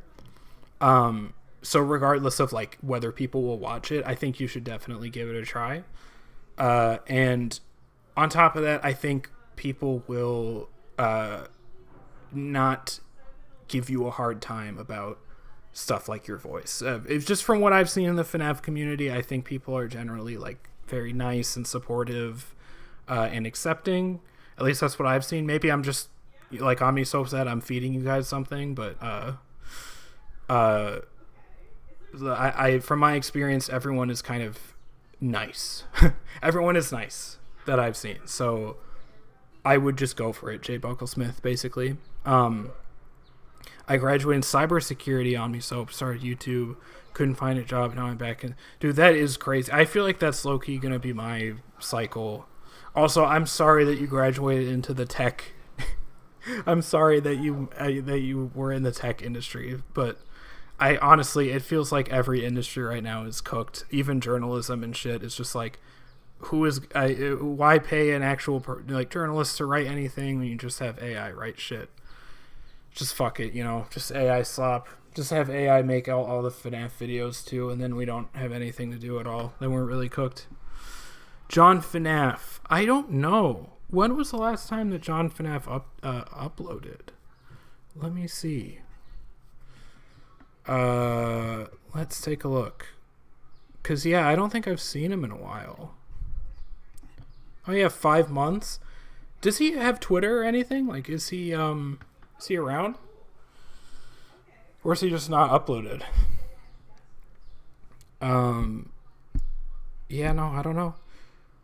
All right. Let me think. I think I want to keep the stream going for a little bit. My computer is low on battery, but there is a simple solution to that, and it's called plugging in your computer. So I'm going to do that really quick. I just have to grab my charger, but I'll be right back. And I think, actually, you know what? While I go, I'm going to start up the next MatPat video, because it's just going to be the intro. So let's get it started. Dear Diary, yesterday was so amazing. He's here, he's there, he's everywhere. Who are you gonna call? Psychic friend Fred. This time you'll have to keep up with me. Oh, never mind. Is the purple man the phone guy? Exotic. Butt butters.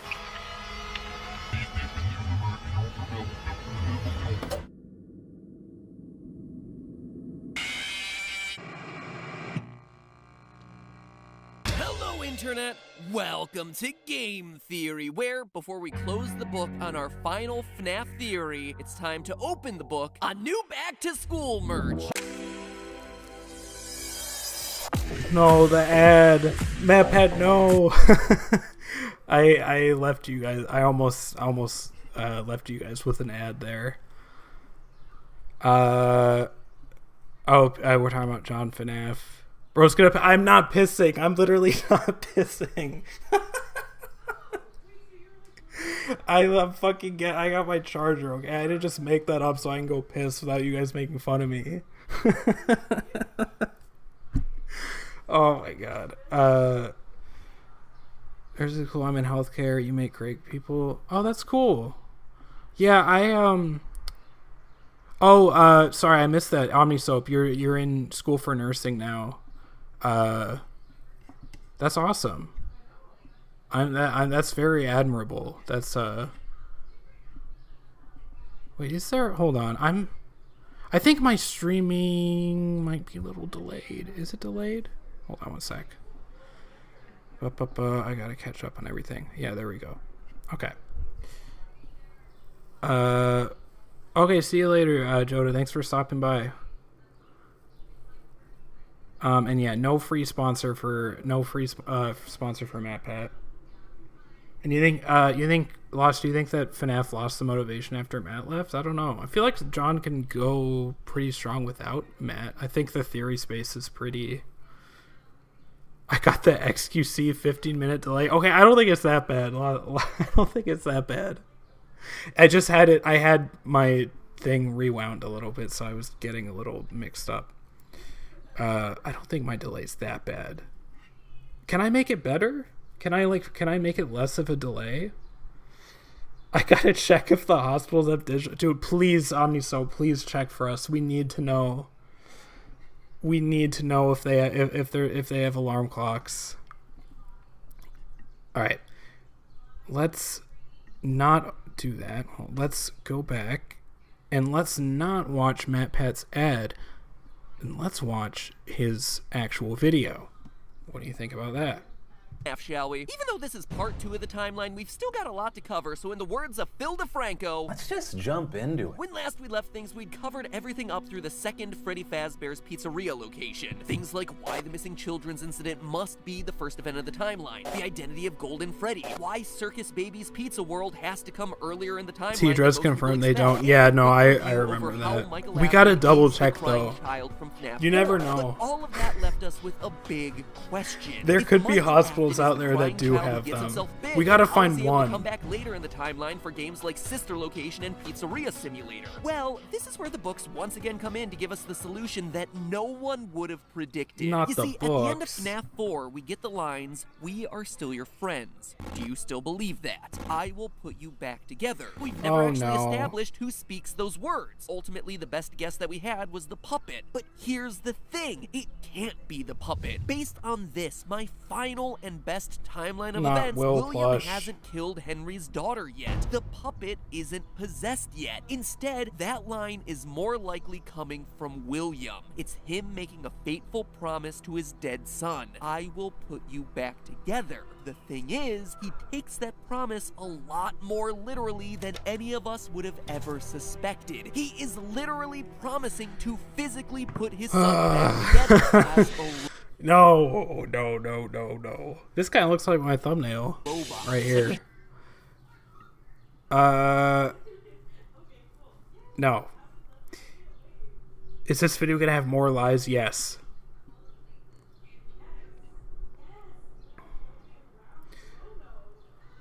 Tracking which hospital is based on that's what we have to look into it more. We do have to look into it more. But yeah, okay, so I'm not gonna lie, guys. This video, I thought like this 2-part FNAF theory was gonna be more interesting. I think that the first part was very interesting, but if we're doing just bite victim fucking robot for the second part, I'm not really interested. I'm not really that interested in that.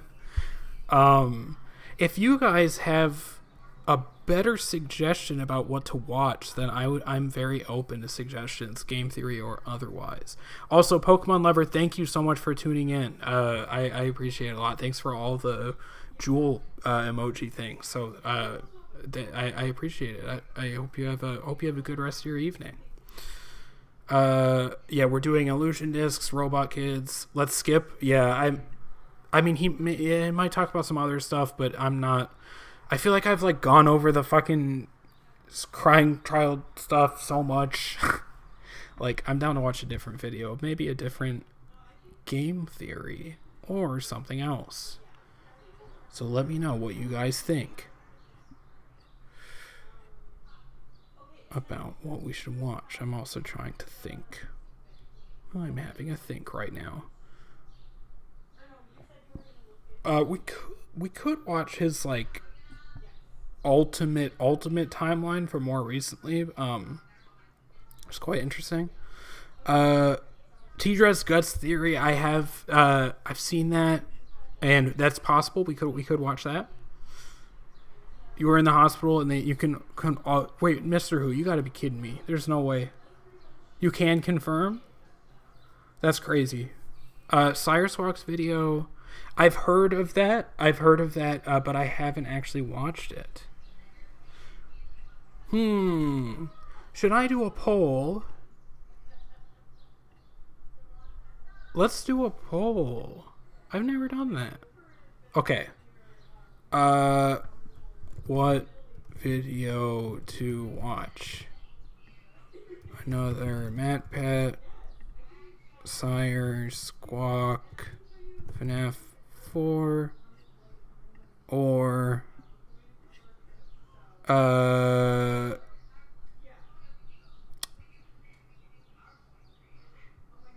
there's so many. How many options could I have in the poll? What Emers? What was the one that you said? Oh yeah, the Guts Theory, T-Dreads, and what is the other one? Klavisky's Friendship Theory. I don't know that.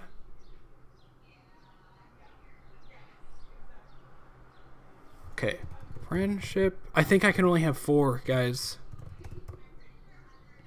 I'm gonna have these 4.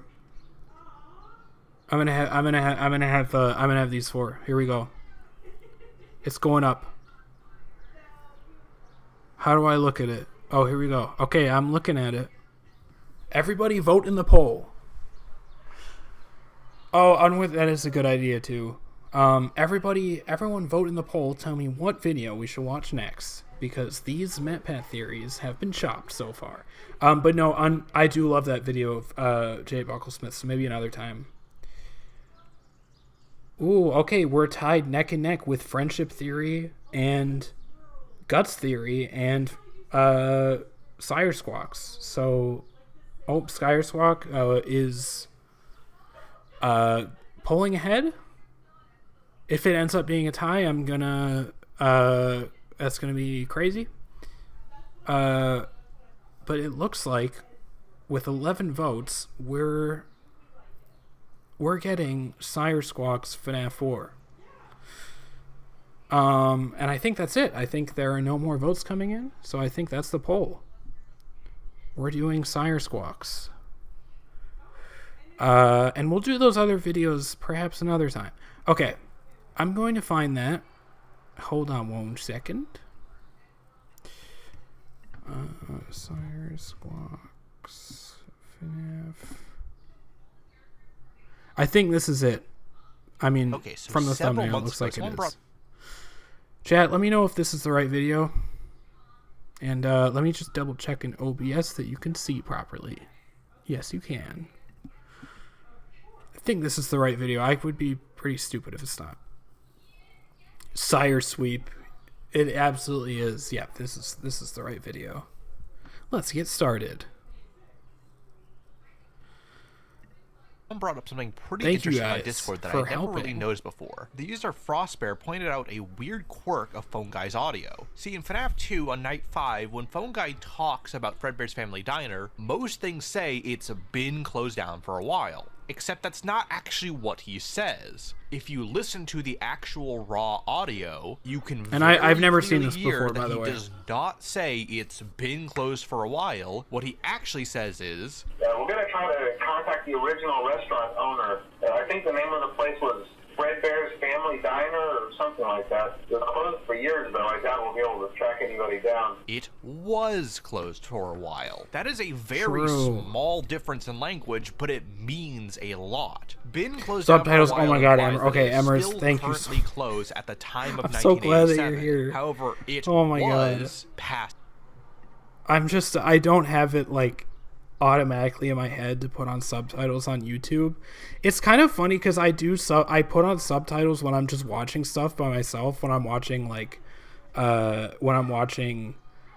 Netflix or just things on streaming, but when I'm on YouTube I just never, it doesn't click.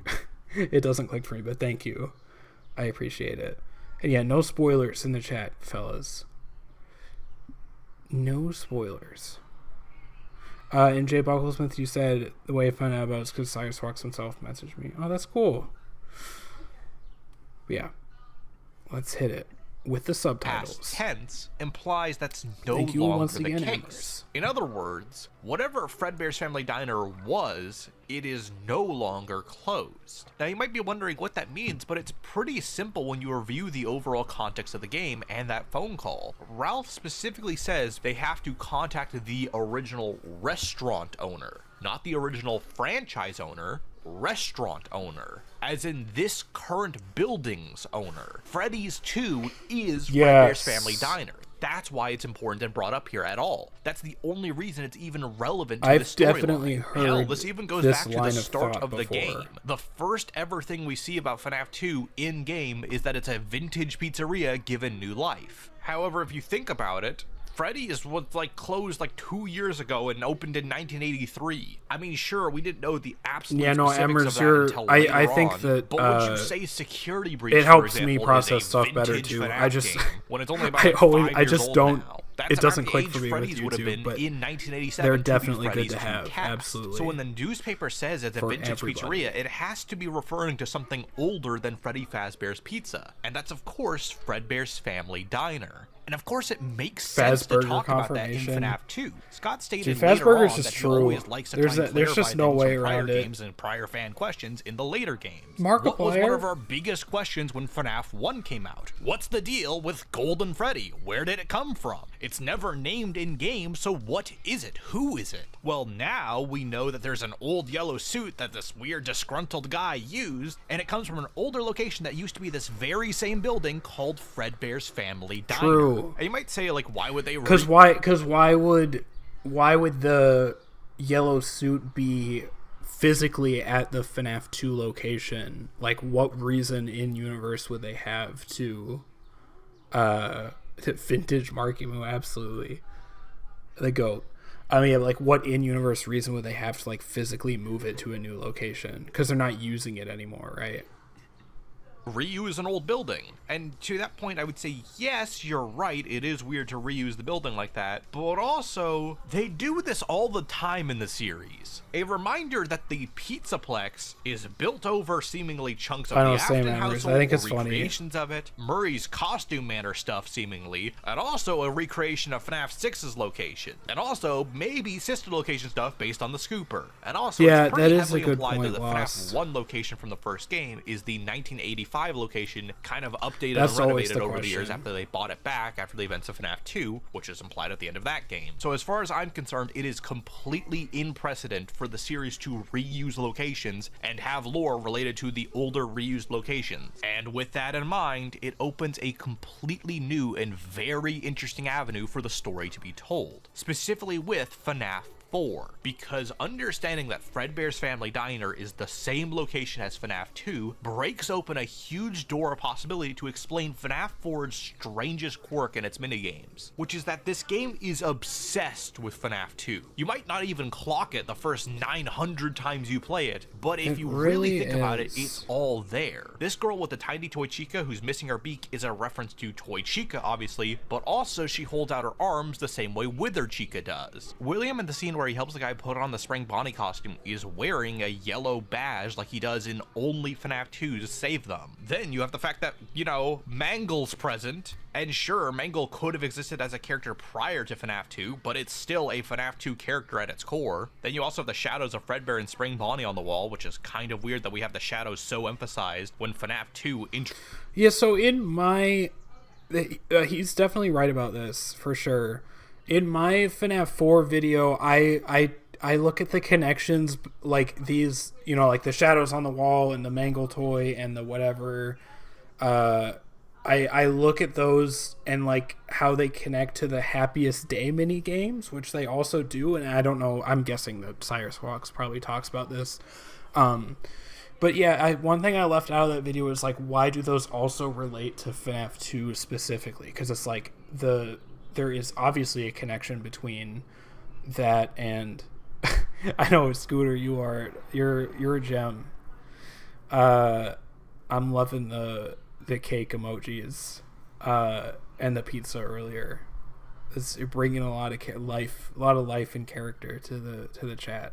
But yeah, I'm pretty confident about like what the connections between Happiest Day and FNAF 4 mean. Like I think that it is saying that the MCI spirits are kind of lost within the kid, within the crying child's like memories, or just like fragmented versions of his memories from FNAF 4. But then why does that also relate to FNAF 2? I don't know. God Victim, it's weird. Not sure. Introduce two shadowy variants of the characters to us. Of course, our main kid looks like the puppet. That's been pointed out to death. This girl on the playground spreads gossip and rumors revolving around people being stuffed into suits. However, that obviously seems more similar to something like FNAF 2, where Phone Guy says that people outside are spreading tons of gossip and rumors about Freddy's murders. But that's pretty weird when you think about it, because at this point in time, 1983, the missing kid shouldn't be dead yet by the series' logic up to this point. In FNAF 3, it's explained that after the Springlock suits were deemed too dangerous, they were moved back to the safe room. In a later tape that still references the Springlock suits being prohibited due to safety concerns, Phone Guy says the suit has been noticeably moved and that employees are not allowed to bring customers into the safe room, strongly implying this is the incident that FNAF 1 referenced of the kids being lured back to the safe room, where they were ultimately killed and then later stuffed into the animatronics. Since the Springlock suits are still being used... So I think, I don't know how you guys feel about this, but MatPat talks very fast, and there's a lot of shit going on, like we were just talking about, like very fast, and it's very overwhelming. But Sire Squawks so far, I like this video is very laid back and sort of taking more of its time, which is definitely preferable. But I think it might deserve a little 1.5 speed. But you guys let me know if that is not ideal. We can turn it back. During the events of FNAF 4, this girl would have to be completely making this up to... Maybe not 1.5, eh? Maybe that's too much.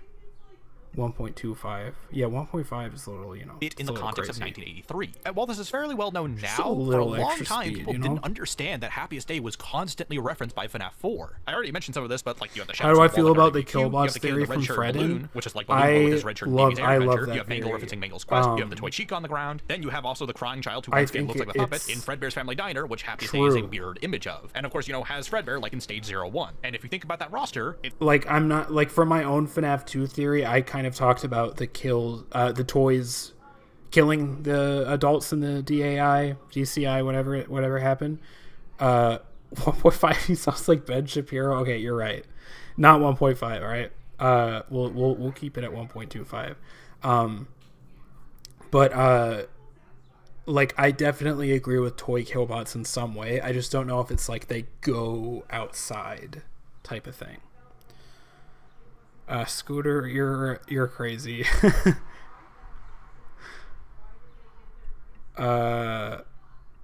All right, let's go on back. It's comprised of FNAF 2, toy FNAF 2, killbots FNAF is 2, peak. FNAF 2, Fredbear's Family Diner, like and that. a mirrored Fredbear's Family Diner. So once again, we are further doubling down on Fredbear's and Freddy's 2 being the same thing, or Also, having some Fredden connection has just in a some very way, convincing with FNAF 4 way and of FNAF putting 2 stuff. sharing that connection. And then, of course, you have the elephant in the room.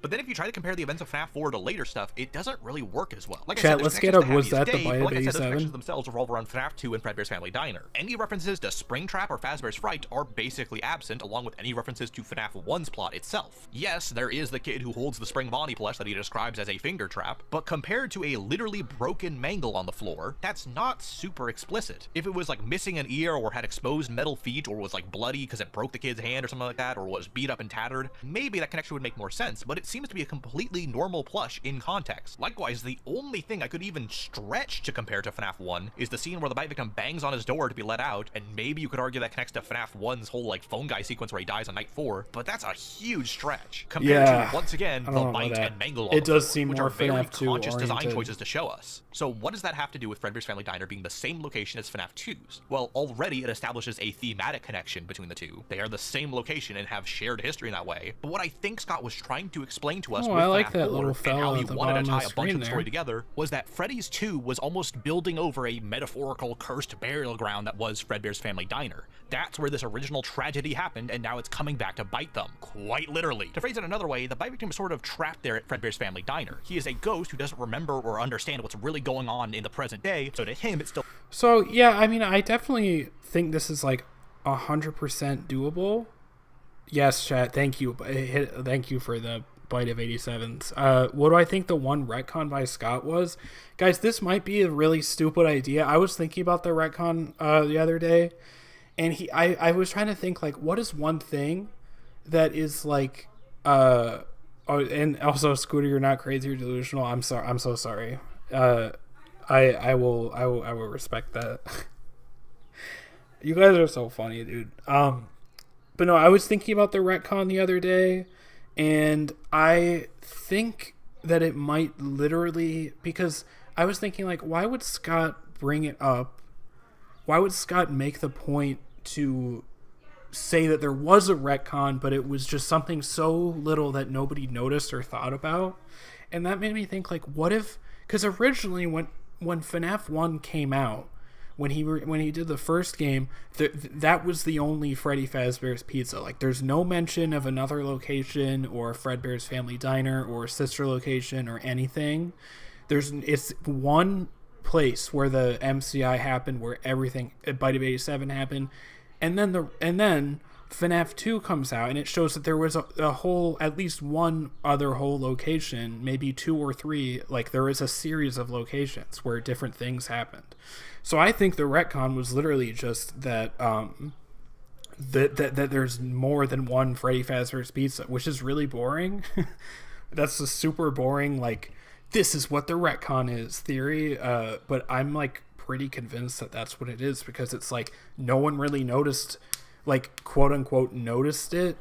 No one was like no one that wasn't like a big like, I can't believe there was more than one location the whole time. But it is still a retcon, because that wasn't part of the first game. Like, I don't think that was planned from the start. I feel like Scott is lying through his teeth. I don't believe him with any. The thing is, Lost, is like, I don't think that he's lying maliciously. Like, I don't think he's like purposefully lying. I think that he just he doesn't know.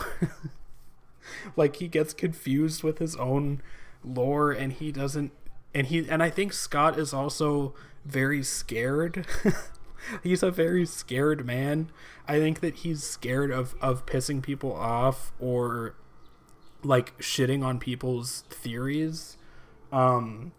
So I think in terms of like, is he lying? I think it's just more so like he's scared and he doesn't want to, he's scared and he's not sure and he doesn't want to say anything definitive. So he'll instead say some like vague, more like vague types of things.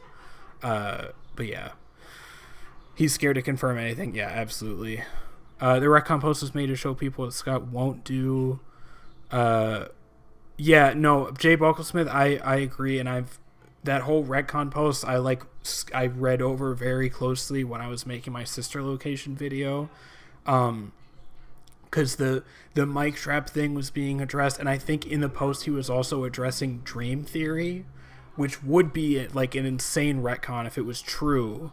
But I think that was part of what he was addressing. It's like, it's not crazy shit like that. It's more mundane stuff. Like, there was another, there was another location, or there was, there was stuff like that. Not like this thing that I said was the thing is actually just a different thing just because I like to fuck with you guys. Like, you're right, Jay Bucklesmith. Like, that's what he was talking about in that post.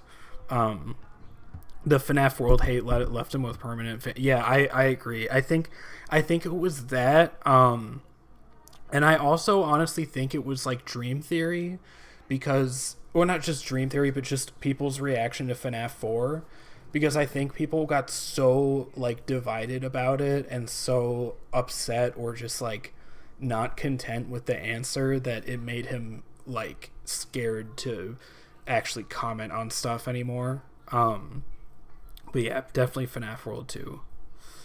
And yeah, Jay Bucklesmith, you're right. Two things to always be true. Taxes, Scott. Yeah, absolutely. Scott is literally just some guy.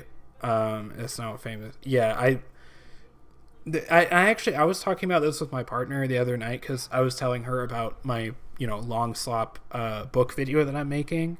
Because I was like telling her about all of the like fucking crazy like mistakes and just like writing mistakes, just straight up, not just like writing flaws, but just straight up like errors in the writing where the characters literally like forget shit that was established. You guys will see, you'll see in the video. But and she was like how is it this bad, basically? Like, how are the books this bad? Doesn't he care about the story? And I was like, no, he does care about the story, but at heart he's a game developer that made very successful indie horror games that were lore based. He's not a book writer. Like, he's not a storyteller in that sense. He got a book deal from Scholastic to make billions of dollars, which I totally don't blame him at all for taking up, because he wants his franchise to be successful. But yeah, I was basically, that's the thing, is like he is some guy who just had a really successful game, and he's not, I don't think that was ever built for making super complicated storylines that are like very well fleshed out. And I think that's where a lot of the difficulty comes in. The one retcon was save him. Yeah, okay, the thing with that Lord Cassern, I think that the retcon post was actually made before FNAF 6 came out, if I'm not mistaken. And all of the Charlie being a girl, not a boy thing happened in FNAF 6, so I don't think it was about that. And is she into the lore? Yes. Not nearly as much as I am. Like, she also, when she was younger, watched MatPat and Markiplier and stuff, and she tolerates me yapping about it because that's what I'm into. But and she thinks it's interesting, but she's not she's not that into it. I was actually we were talking about maybe doing a video where I like quiz her about the FNAF lore and she has to give answers, which I think would be pretty funny. And yeah, thank you, Jay Bucklesmith, for the context of the post, because it is very important. The worst writing mistake is straight up Springtrap's existence. Oh, Scraptrap's existence. Yeah. Okay, no, you're so right about that. I think that just goes to show just how Scott thinks. So that's very so yes, Lord Cassern. I think the Charlie save him being a girl and not save him. But honestly, I wouldn't call that like a major retcon, because it doesn't actually change the story that much. And Emmer's coming back. Yes, we can. I know. I was just thinking that. We've gotten a little off the rails, but yeah, let's It continue. still looks like 1983 and still was the original events that led up to his death, but in reality, this is all in 1987 during the events of FNAF 2 at Freddy's 2. And because of that, things from that new location that they put in or altered are affecting him in return. Take that mangle toy on the ground before. It doesn't make sense really in context for FNAF 4. At least it wouldn't normally. It's too big to be one of the figurines that the girl on the playground was playing with, and also plushies don't have metal endoskeleton parts like full-blown animatronics would. Yet even in the context of later stuff like Sister Location with William Afton and the Funtime Foxy actual animatronic, it doesn't make sense for it to just be randomly dismantled on the floor of a bedroom complete with two heads. It should be in like a warehouse or a workshop or some place that isn't so ordinary. Yet remember, the bite victim's Foxy plush is missing its head. Now you might think that the older brother is wearing the head of the Foxy plush or something. I've seen people say that before, but all the other bullies have masks. Why aren't all the plushies missing their heads? You can even see the plushies still have their heads after the events of the bite, depending on how literally you interpret the sequence. So what I think was actually going on in original 1983 is that this was the also I think Foxy that plush the bite victim had thrown into another room by like a sibling or a brother or whoever that has now been overwritten by the information of the torn up mangle in the corner of Freddy's 2 in 1987. That is the equivalent to a torn up Foxy in the present day, so it has overwritten that in turn. That is how the bite victim is able to interpret mangle in his own mind. Likewise, when Scott tried to point us at all of this, he said, why is the tiny toy chica missing her beak? In actual physical 1983, there's not really an interesting lore-based answer to that. The best I could come up with was that this was the sister on the playground playing with her toys and she breaks them a lot, trying to connect her back to the household, but that doesn't really have a big effect on the story, really. It just kind of ties her to the household without really teaching us much. Whereas if we think, why is the tiny toy chica missing her beak? Well, if this was meant to be explaining how the dual world mechanic works, that toy chica ripping off her beak in the real world present day as the animatronic causes the figurine to lose its beak in the bite victim's mind, then it makes sense to point us to that to try and get us to think how these two worlds intertwine. Likewise, that's why William has the security badge despite not being a security guard at this point in time. And likewise, I think that's why the bite victim has a connection to RWQ and Balloon Boy despite the fact that they weren't really present in his time period. RWQ will eventually overwrite the existence of the Spring Bonnie shadow on the wall, and Balloon Boy will eventually overwrite the existence of the kid holding the balloon. Okay, guys, I'm not gonna lie, I'm slightly confused. I don't know. I may have not been paying. I mean, okay, no piss cake, no piss emperor. I am slightly confused a little bit, which is my fault because I might not have been paying the best attention because I've never seen this video before. So is Sire Squawks here saying, like, is this a loop victim thing? I'm sorry, guys. I'm gonna just rewind a sec. The floor of a bedroom complete with two heads. It should be in like a warehouse or a workshop or some place that isn't so ordinary. Yet remember, the bite victim's Foxy plush is missing its head. Now you might think that the older brother is wearing the head of the Foxy plush or something. Like I've seen people say that before, but all the other bullies have masks. Why aren't all the plushies missing their heads? You can even see the plushies still have their heads after the events of the bite, depending on how literally you interpret the sequence. So what I think was actually going on in original 1983 is that this was the torn off head of the Foxy plush the bite victim had. The reality's meshed, by like confused a sibling piss, or a brother or no. whoever that has now been overwritten by the information of the torn up mangle in the corner of Freddy's 2 in 1987. That is the equivalent to a torn up Foxy in the present day. Okay, so I do understand that it's like a loop victim thing of like the real, but then okay, Secret Accompanist, that's kind of what okay, that makes sense. Because I think I was just confused of like, when are we actually seeing this happen? But if this is in 1987, then that makes sense. It's like old information, or the new information is overriding the old information. Okay. Day, so it is Thank you, overwritten guys. at all this. He said, "Why is There's the a lot of tiny piss in my chica missing brain her right feet?" now, In so actual physical it's hard for me to- 1983, there's not hard for really me an to interesting understand. lore-based answer to that. The best I could come up with was that this was the sister on the playground playing with her toys, and she breaks them a lot, trying to connect her back to the household. But that doesn't really have a big effect on the story, really. Your beak. Well, if this was meant to be explaining how the dual world mechanic works, that toy chica ripping off her beak in the real world present day as the animatronic causes the figurine to lose its beak in the bite victim's mind, then it makes sense to point us to that. So and he'll try to get us to probably think how say, these but two like, worlds is this intertwine. something that Likewise, Scott that's why would have William actually has the wanted security us to badge, despite not understand being back a security then? guard at this point in time. And likewise, I think that's why the 'Cause bite he victim has a didn't connection to explain RWQ that. and Balloon Boy, despite the fact that they Scott weren't did really not present in make his that time very period. clear. RWQ will eventually overwrite the existence of the Spring Bonnie shadow on the wall, and Balloon Boy will eventually overwrite the existence of the kid holding the balloon. And of course, the puppet will eventually overwrite the existence of the crying child. That is why they look similar, to tie into Happiest Day and explain, once again, the dual world mechanic to us. Now, that's not to say he is the puppet, just as the older brother isn't the kid who haunts Foxy. It's just that this is what's similar to him in the past, so he correlates the two. And in turn, it also works the other way around. Notice how the older brother jumps out and stretches out his arms just like... Okay, I do want to say... Tomorrow I'm doing a FNAF marathon where I play all the games. That sounds awesome. I can play FNAF 1, 2, and 3 because I know how to beat them without getting jump scared, but I cannot play FNAF 4 because you actually have to get jump scared and that you have to listen in that, and it's too scary. In Sister Location, I could probably play. I've never played it though. Anyways, I was gonna say, I think a lot of this, this and God Victim and Loop Victim and just these theories that explain like why metaphysically the FNAF 2 and FNAF 4 parallels are happening are, I think, just mainly a result of Scott saying that FNAF 4 was like, he was disappointed, or he thought like he was surprised that people didn't solve FNAF 4 when it came out. And then he also said that he didn't fill the game with random Easter eggs. So you have like these theories that explain FNAF 4 have to put both of those together to say nothing is random. Everything is for a reason. Like all of these like FNAF 2 quote unquote Easter eggs are here for like a lore reason that we're supposed to figure out.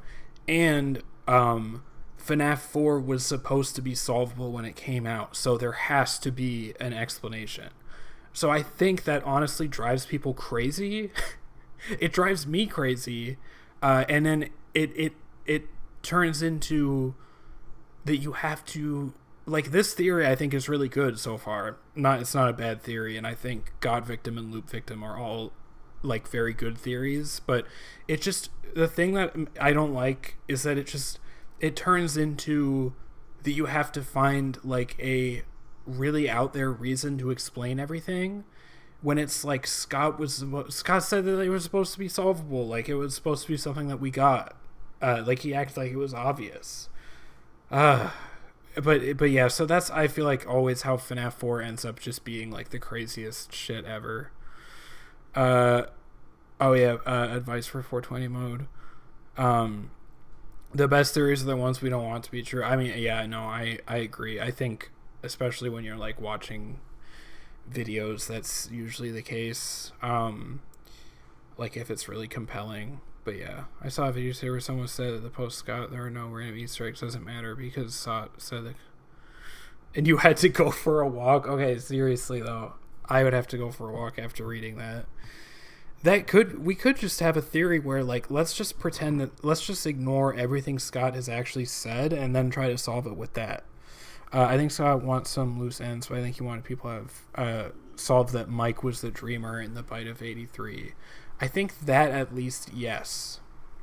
But like, how could we have solved all of the FNAF 2 stuff without doing all of this like crazy like Loop Victim type stuff, you know? Or God Victim. Like, there was no obvious immediate explanation for that. Like, the only realistic explanation for like how it could not be crazy is that they just are Easter eggs. But I don't know. Let's continue. just like Foxy does in FNAF 2. And also, there's an incredibly obscure Easter egg, maybe even bug or failed design choice in FNAF 2, where for some reason Golden Freddy can be active on Night 2. It's incredibly rare, but it can happen. Yet if you follow the Night 2 cutscene from FNAF 4, that is the minigame where he's chased down by the man in the Fredbear costume. Just as with Foxy, his fears manifest in the real world. And likewise, this logic carries us through back to Night 4 of FNAF 4, where he's trapped in a back room with the dismembered parts of the animatronics on the wall. And lo and behold, just as someone pointed out during one of my streams talking about this theory, there is a dismantled head of Fredbear on the wall, just like the disembodied floating head of Fredbear down the hallway in FNAF 2 that attacks us. To him, in the dark room, one might even say what's seen in shadows, is misunderstood and scares him as a decapitated floating head of a character. That is what Scott was trying to point us at with that clue. It's about his fears, his imagination, and how he interprets it all. Everything we're seeing is the filtered, distorted mind of a dead child who can't understand what's really going on anymore. These people have invaded and built over the place he died just so they can make a quick buck on their franchise. And it... Okay, so I guess my take on that would be I'm very much like a bite victim is the most important guy believer or just enjoyer. Like all of my, I always like start off with that as like my basis for what I'm thinking about. So I'm like 100% sure that Golden Freddy is same though BV. Okay, true. But no, I'm 100% sure that like bite victim's in Golden Freddy, and he's in like he is haunting stuff. He is a paranormal haunting figure, more so than just the rest of the animatronics. Like he has some kind of power over things. So this part of the theory of that like bite victim it's like a burial ground, haunted burial ground type of thing. Okay, Scooter. Dude, Scooter, I feel like you gotta go in timeout. I feel like you gotta go in timeout for that. I'm just kidding though. You're Delulu. Scooter Delulu theory. But yeah, no, I'm definitely in agreement that like bite victim is haunting the FNAF 2 location, the FNAF 1 location, possibly the FNAF 3 location. He's haunting. He's that's his role basically. Just like Disney Scott hates moms is so true. Let's hear Scooter out. Okay, yeah. If you want to elaborate on that, Scooter. But no, I that is another interesting angle about Scott is just analyzing how he writes women and how he writes moms, or rather like doesn't write moms. But I think that's just a old school conservative Christian man trope, if I'm being honest. And it all culminates in the climax of the game. Oh. Was that the bite of 87? The reason Scott set up a second bite different from the FNAF 2 bite Chat, let's get a what's that a bite? Was that a bite of 87? Midway through development. 87? It's because this bite in the past is what causes the bite in FNAF 2. Phone Guy in FNAF 1 says the animatronics are no longer allowed to move around during the day because of the bite of 87, implying them moving around off the show stage caused the bite. And from FNAF 2's ending newspaper, we know there was some major malfunction that the toy animatronics were blamed for that caused them to be scrapped, which we can presume is related to the bite. Well, if the bite victim's fears manifest in reality, what does he see? Since we know that Mangle and Foxy are interchangeable in the bite victim's mind, likely because he can't understand the concept of new characters replacing the old ones, which causes the new characters to pick someone up and drag them over to Fredbear where they get bit. Now I say Fredbear because... Damn, did he do like the pixel art for this? Because this is really good. This was what I was talking about. This is like if I really had a lot of time and I was very dedicated to it, I would love to like do custom pixel art. I don't know how to do pixel art, but I just like the idea of doing that. So that's very cool. Because the Nightmare Fredbear teaser of FNAF 4 seems to say in bright text, or was it probably me? Implying we are heavily pointing at Fredbear for these teasers, which still say 1987 in the source code the whole time. And that would make a lot of thematic sense with how this theory plays with the bite victim and his perception of characters. I suppose it's still possible that it's not Fredbear, but that would be my bet with how this theory was made and how FNAF 4 presents it. It fits all the checkmarks from what we know and makes a lot of sense why the public would be so terrified of the characters after this event, and they would be scrapped often blamed for malfunctions due to it. And you want to know the extra kicker about that? The bite victim died on his own birthday. Phone guy never once references the bite of 87 during Jeremy's work week. However, he says he on the does final say call it's on a night 6 birthday. that tomorrow there will be a birthday party. That's meant to be the final incident before the place closes down for a while. So presumably, the bite has to happen on that final birthday, just like there was a final birthday for Fredbear's Family Diner. And you want to know the kicker on that kicker? This was foreshadowed by the teasers of the game that fans have dismissed for ages. Yeah. People always assumed the whole "was it me or was it me" Dude, he's 1987 cooking. and the source code stuff in the Nightmare teasers was just some kind of Can't abandoned deny foreshadowing that. for the game being originally about 1987, then pivoting last minute to 1983. However, I don't think it was a pivot. This game is still about 1987, but it's also about 1983. Scott had to try and make 4 games into one story, and the only way Yeah, we not seen it to this point was Fredbear's Lord Family Caster, Diner, and I which think obviously had to be BV years is before still FNAF 2's relevant by 1987, then. hence the Like, he's 1983 still placement, around. but still had to tie into its story somehow, hence Dude, the bite. Scooter, You you're can even see this happen MatPat? in That's Plush Trap's crazy. teaser. That MatPat's teaser been has here the both whole 87 time. and 83 in its source code. If Scott changed his mind and was like panic switching to 1983, Dude, towards the Scooter, I development, want you why in have every both? stream. That I mean, I implies want to all me you guys that in every both stream, but years were interconnected, Scooter, and that you sure as gotta hell makes stick sense to me around. given how many times FNAF 2 and 4 reference each other. As Scott said, there aren't any random Easter eggs, and knowing that this game isn't just random or arbitrary helps us understand the final important character to the Bite Victim storyline. A character who I think is literally impossible to solve if you do not have a theory at least somewhat like this in mind. Psychic friend Fredbear.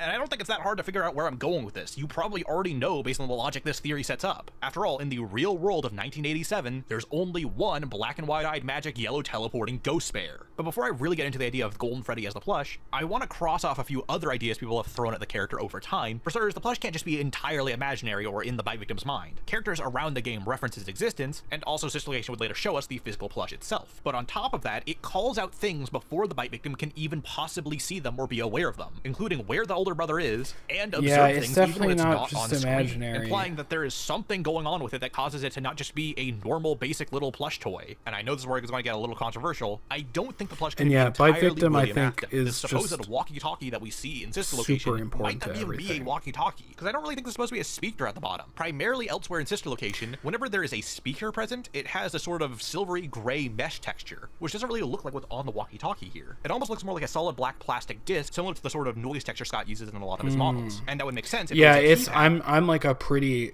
firmly anti walkie-talkie Will plush person. I mean, I talked about that in my video, but yeah.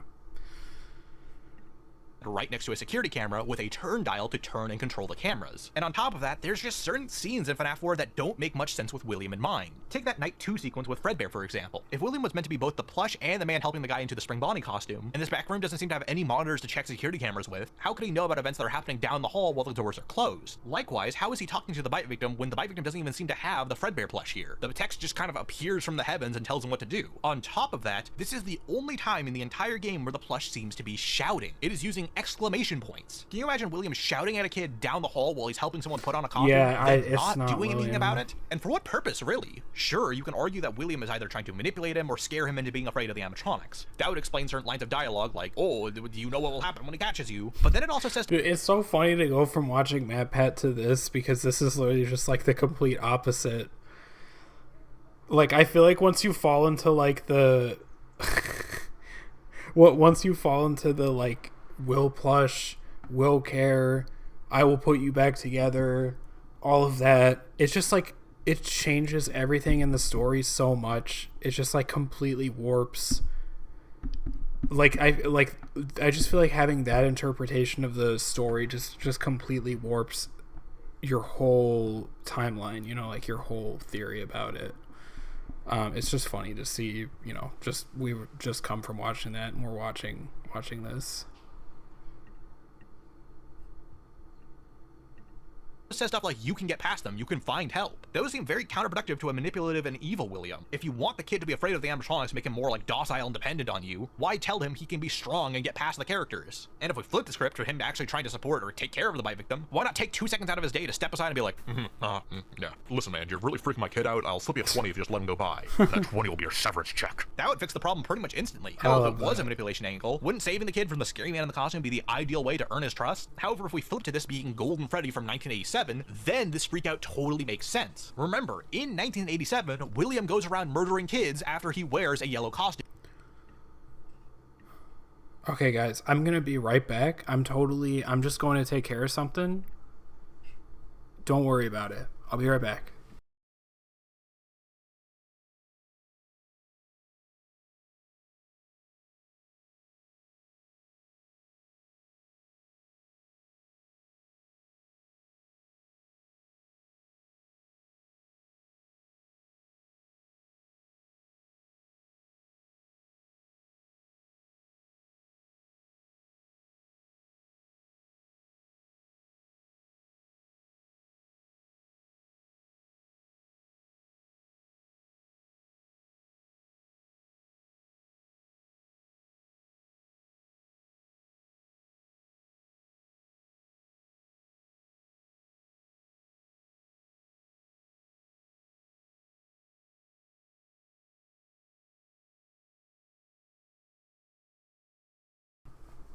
Alright, what's up, guys? I'm back. Just took care of something. Let's move on. I don't know what you guys are talking about. I do like game theory and MatPat theory. It's also like watching other FNAF channels. Yeah, I agree. I think it's good to watch a whole bunch of stuff. Yeah, I don't know what you guys are talking about. I do lean towards Will Plush. I mean, yeah, it's like there is evidence for it, but I just don't like the story that comes out of it. And yeah, what does chat think of this theory so far? This sire squawks theory. Awesome. I'm really enjoying it. I think everything in the real world has been sort of perverting and messing with the bite victim's memories of what happened, then there is a very real, scary threat that the bite victim could be attacked by this man in the costume. That is why Psychic Friend Fredbear is so freaked out by this occurrence. It doesn't know whether that will carry over or not, or whether it will actually hurt the bite victim. And it also doesn't know what will happen if the bite victim is killed or hurt prematurely. And even besides that, it's not like Cassidy has a great track record with men in yellow springlock suits approaching children. Also can explain what the bite victim saw. If he's seeing things that didn't really happen in 1983, but instead happened in 1987, then what he saw prior was the guy in the yellow costume killing kids. And you might say that contradicts what you guys are asking questions that are irrelevant because that line of dialogue with the whole him being I do not know what you're talking about. To us that his fears manifest in the real world. Your questions are not relevant to and manifest what in the I form of a just child's did. imagination, just like how the toy Chica clue was trying to tie us to the toy Chica animatronic. So under this theory, we can in fact have him see an actual murder happen without it happening in 1983, and we can have a possessed/manipulated Golden Freddy plush in 1983 without it actually being in 1983.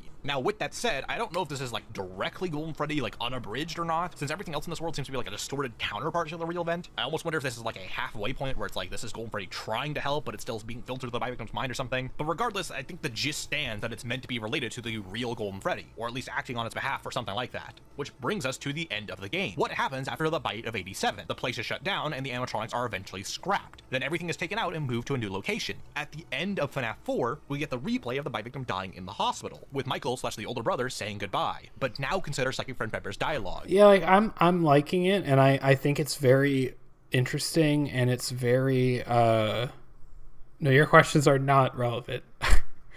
The only issue with this theory is that the Freddy Lily kid makes fun of Cece for crying.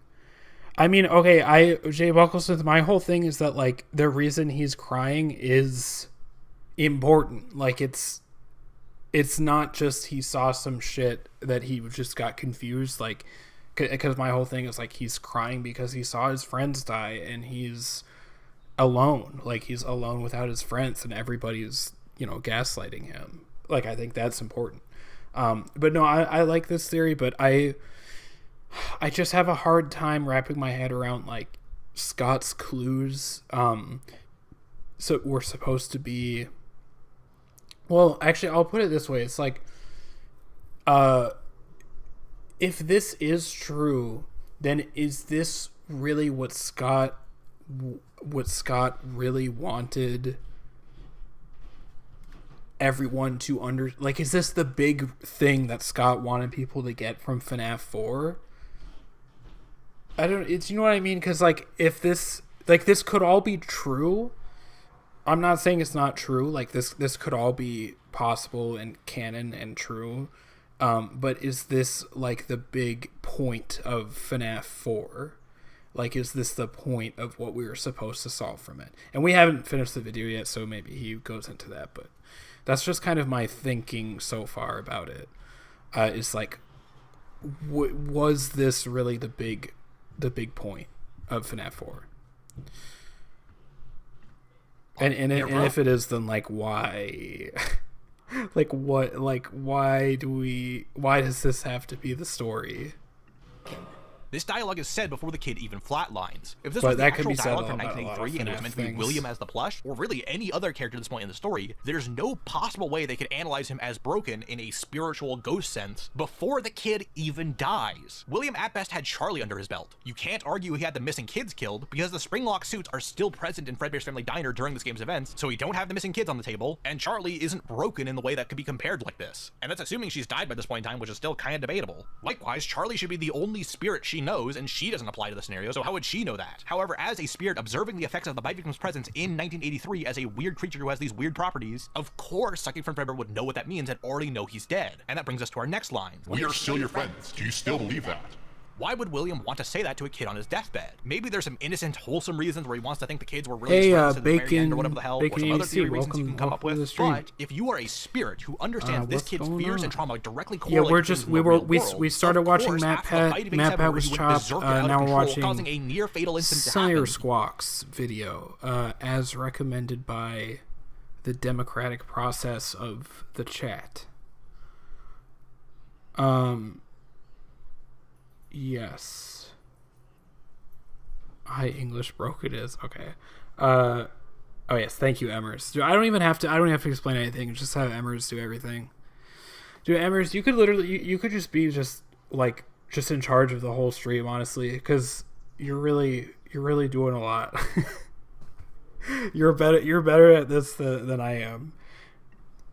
You would want to try and calm him down and remember the kids are his friends, especially when they are your friends too. And of course, I'm still here. As each of the plushies fade out. After Fazbear Entertainment introduced all this crap into the kid's mind by polluting and building over his original location, they have now ripped it all out, basically lobotomizing him for a second time. There are no kids on the playground anymore because the location is shut down. All the things that reference Foxy, Bonnie, Chica, and Freddy are gone because those were taken to move to the new location. The toy animatronics are scrapped. There's nothing left. It's all been removed and ripped out of him. That's why I'm still here is said. Golden Freddy is trying to explain to a kid who can't really understand what's going on that even if it looks like everything is leaving him, they still exist somewhere. They're still there for him, even if they can't help him right now. And of course, that I'm still here line also refers to Golden Freddy itself. Okay, don't tell the new viewer that I've been pissing a lot. He still exists, even if the rest of him is scattered and fractured. But it does raise an interesting question. If removing everything from Freddy's 2 is what caused him to be broken, what happens if we have at least enough of it back in one place again? Would that, in theory, put him back together? Well, we're going to get our chance to do that in 30 years. Yes, okay. I think this is actually a good place to end off because we're about halfway and it looks like he's transitioning to a new segment. And I think that the stream has reached its terminal length. And I'm sorry, I know Bacon ABC, like you literally just got here. I'm not doing this on purpose. I'm not doing this on purpose to just end it as soon as you got here. But definitely go back and watch the VOD because that will be up. That will be up for everyone to enjoy. But yeah, I think I'm gonna wrap it up. But thank you guys all so much for tuning in. It's been super fun. I really enjoy streaming and just chatting to you guys. And yeah, I will be. I think next stream we'll definitely finish this video because it's very interesting, and it was democratically decided by you guys to watch. So we'll definitely watch the rest of it in the next one. I think that'll be a good topic. And I do like the idea of the theory crafting stream. And yes, Jay Bucklesmith, absolutely. I would love for you to make a video. I will be there. I will absolutely be there for that. And Emers, I'm glad you enjoyed. And Bacon ABC, I'm sorry. I know you just got here. Scooter, thank you for everything. And yes, the VOD next stream when? I'm trying to lock in really hard on this video right now. I just did this one because I didn't want to go too long without posting anything. So probably I'll have another stream after my next video comes out. Seeker of Comfiness, good night. Thank you. Thanks for tuning in. Yeah, I would I don't have a strict schedule, but I would say probably stream after my next video, which should be next week, if everything.